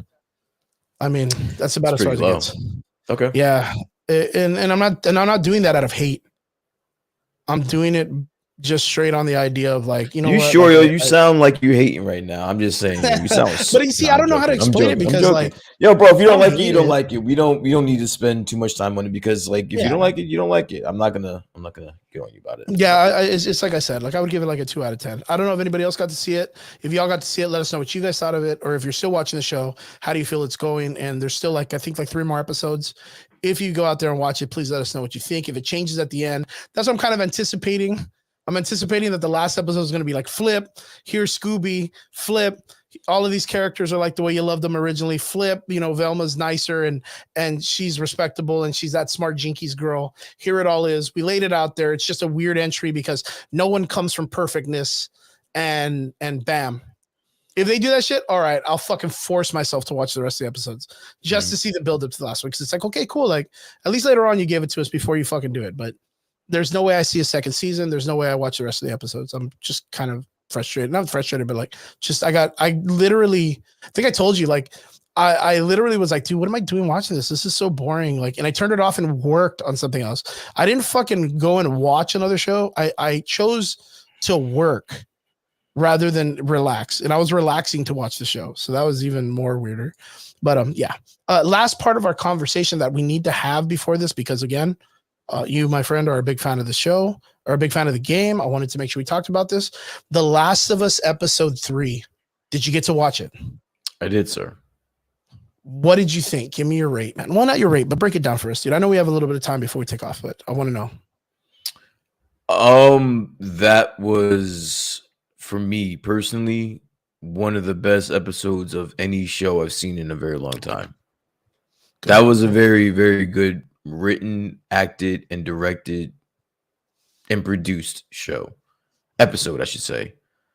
We're only 3 episodes in, but if we stay on this course, this show could be like just an unforeseen juggernaut out of nowhere, because 3 episodes in, and my YouTube subscription list is filled with full-grown adults that have been crying for 3 episodes in a row of a show. Yeah.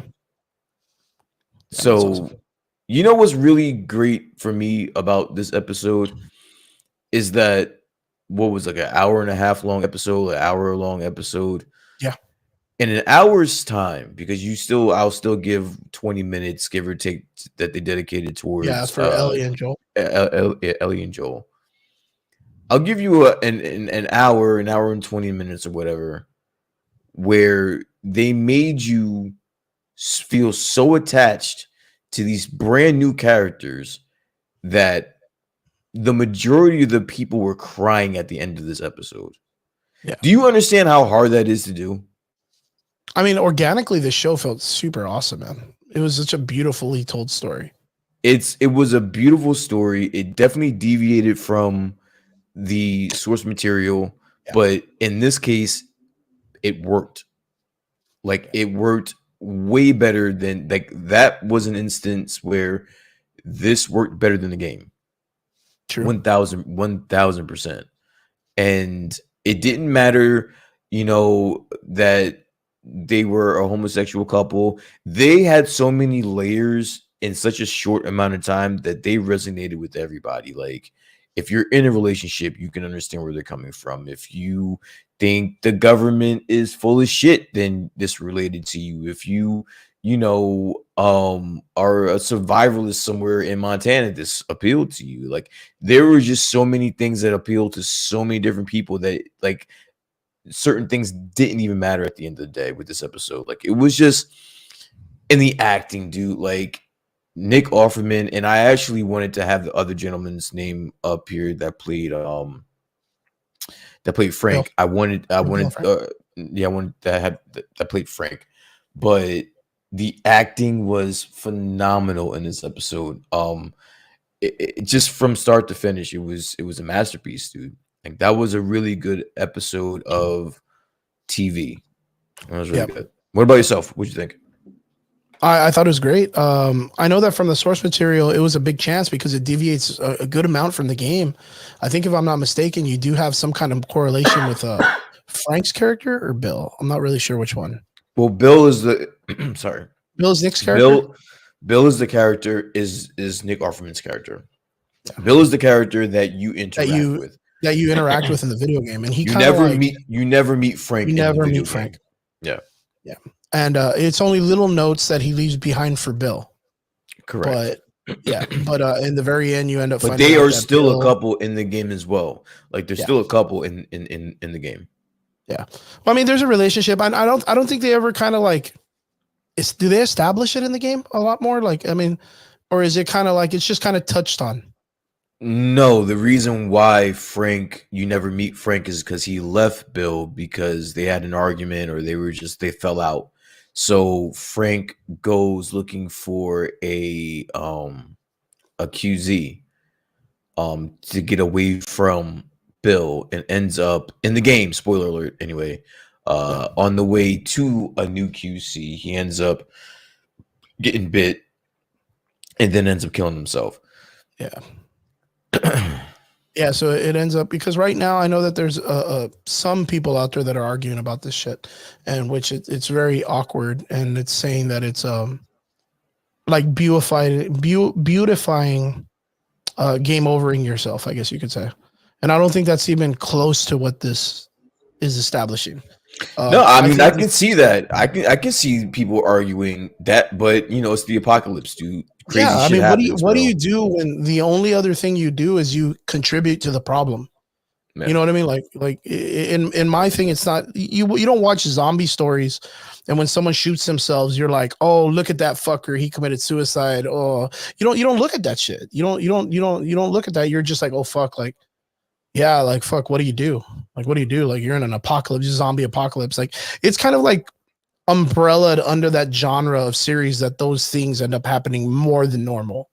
You know what I mean? Almost like even in the story itself, like this isn't the first time we've ever seen a romance story in some type of apocalyptic nature. This is like that the does love last on the battlefield or start on a battlefield? Like in the overarching like dire situation, how do you find love when you're just trying to survive this madness and chaos? I think that the story that they created specifically for this series was beautiful, organic. It felt natural. The actors they chose, out of this world, just great acting overall. The only gripe I would have is that I felt like it was kind of like a filler episode. Like you could have done this on itself as a show and I'd watch it.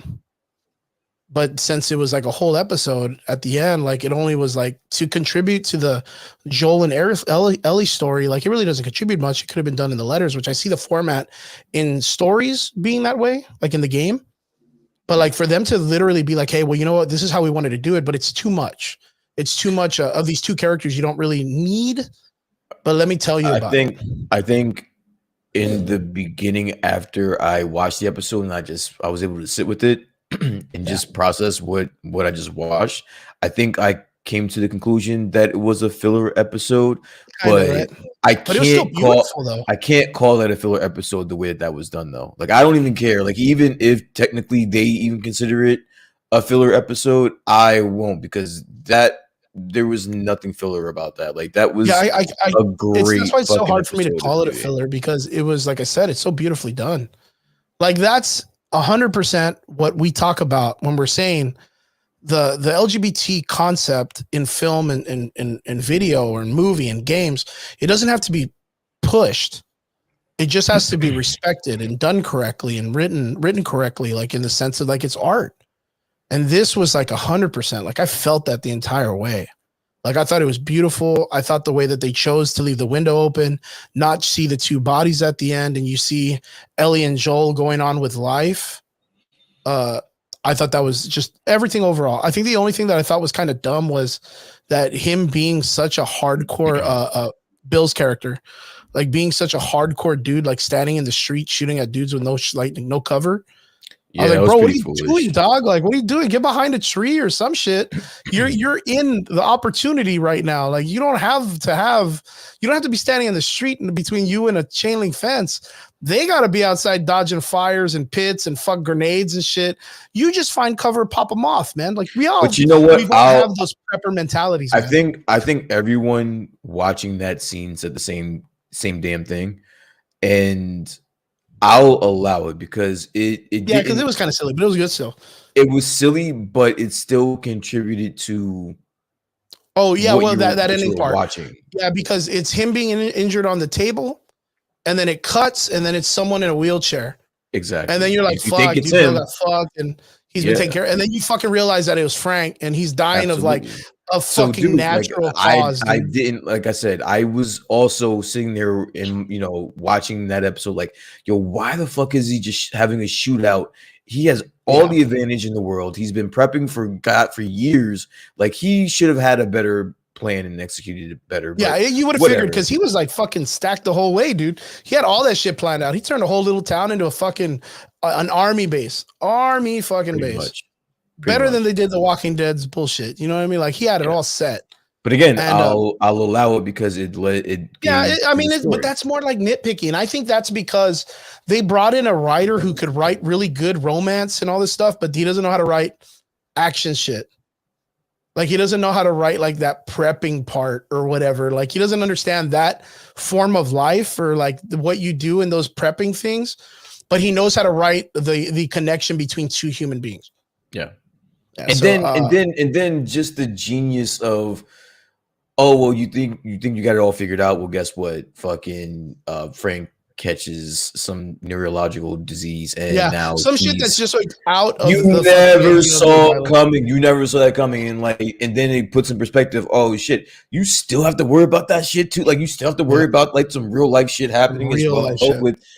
Wow, like that was a great episode. So I gotta say, like I know we're going a little bit over, but I gotta ask, like you as a video game guy, like that's played the video game through and through, guys in the comment section that have played the video game through and through, how do you feel that this established more of the character rather than the way that they did in the game, where it's just like he goes to a QZ, which was the beginning part of the story.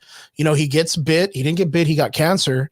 And then he ends up committing suicide in the game because he's got no other way out.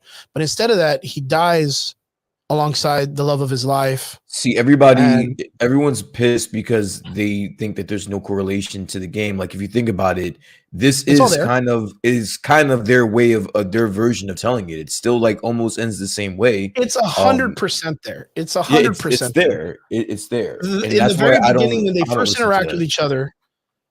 Bill or Frank tells Bill, I was on my way to find a QZ and I couldn't find it. And I saw your establishment and said, right? Yeah. That's right then and there. Frank leaves in the argument, which is established when they argue when he's running and they're talking about him making a boutique and, building up a little bit of the area because he wants to kind of make it his home or whatever. That argument is still relevant. Like it's still there. It's still present in that opportunity. And then instead of him getting bitten, which is you have zero way out of being bitten to survive. You end up getting cancer, which again, no fucking way to survive. And it's like, it's terminal cancer. You can see that it's already ridden his body and whatever. And then at the end, you realize that Bill and Frank both, how did a Bill die in the game? He just like lets you go on your way. Yeah, so Bill's still technically around in the game. But at the end, when oh, okay, yeah, he gives them all the stuff and they bounce out, right? Yeah. And he leaves Frank. Frank leaves the last letter to Bill, right? Mm-hmm. Basically telling him like, I hate your guts and all that shit. It's pretty. But pretty, even with that, like, hardcore, I mean, yeah, Bill is still a character that's alive, but you leaving him in the established compound with you taking a bunch of his gear, you taking the only vehicle he has, and whatever fucking food or whatever he gives you in the game. He's pretty much going to be done sooner or later. That's pretty much established with Bill's character, right? Yeah. So in the game, I think I did say that he's not dead. He definitely just lets you go on your way, and you just never see him again. So as far as you're concerned, he's still you just don't know what happens to him. You still know what happens to him. Yeah. But so in this situation, you know what exactly happens to him. So and it's a way better send off. Yeah, and that send off means a fuckload more. And now you know that the relationship between him and Frank and Bill and it's stronger. It's stronger. Mm-hmm. It's really much stronger. So I think it's Doug, man. I think it's amazing. I think it's whatever it is that they did with this episode. I'm super excited for what they're doing with the series. Yes, I do feel like there's a part of it that it's a filler episode and they wanted to just throw it in there. I'm glad they threw it in there, but the filler part of me is like, well, we're on episode 3 and Ellie and Joel just picked up a car and some gear. Like, what did we get out of this? But what we did get out of it as watchers of TV is a beautiful episode of television. And then I was watching New Rockstars, and they were just reminding me of just all of the little details that they're just taking straight from the game and putting it in here, and like they really gave a fuck, and I appreciate that, yo. Yeah, I really do. So, I really do. We never get an adaptation that's this good, bro. It's this good, and we never get comics or games to films this great. That's what I mean. Like, we never get a game or a game to movie or game to show. That to me was literally an award-winning episode. Like if that episode does not win something. Yeah, I honestly think that both those actors, Nick Offerman and the other gentleman, I'm sorry, they both should be nominated for supporting actors or something, or whatever, for something, because that was man. That's the cross in history where video games get respected for film. That is it right there, that episode. So 100%, I'm excited to see the rest of this coming episode and the rest of the series. And I guarantee it's going to get a season 2. But it's already, I think it's already, I think it was already lit. Yeah. Nice, dude. Good shit. So Brian, 100%, what do you think of the show and the series so far? So far, I don't ever want to give something a 10 out of 10 because then I sound like I'm top notch, but I'll at least give it a 9 out of 10 so far. Yeah, 9 out of 10 so far. I don't want to rate it yet. I want to say it's top notch though. Nah, fuck it. I can't. Like, all 3 episodes have been great. So far it's a 10 out of 10. It can only go down from here, but it's a 10 out of 10 so far. Yeah. But I just want to say it's top notch. I think right now they've hit it pretty fucking solid. So I'm pretty excited to see what's going on and see where it goes from there. So, guys, I want to say thank you so much for tuning in. What did you guys think of the Last of Us episode?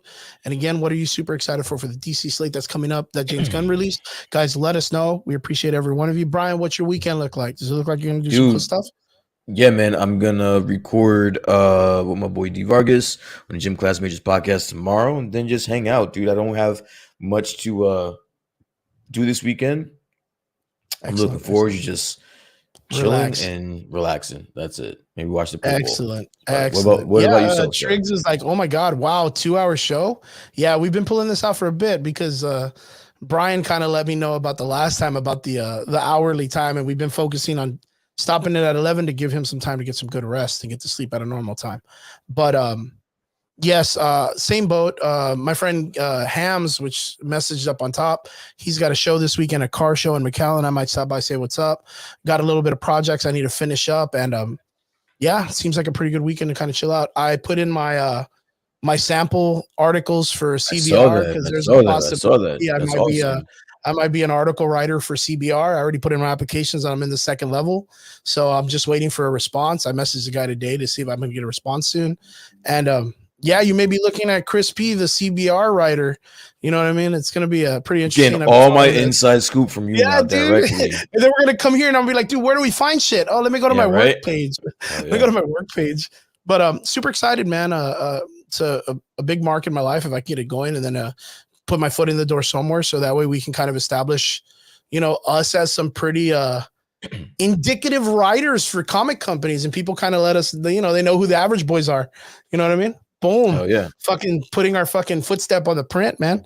So we're on the moon, man. So guys, I want to say thank you guys for tuning in. I appreciate every one of you for tuning in with us. Brian, I hope you have a good weekend. You stay safe out there, man.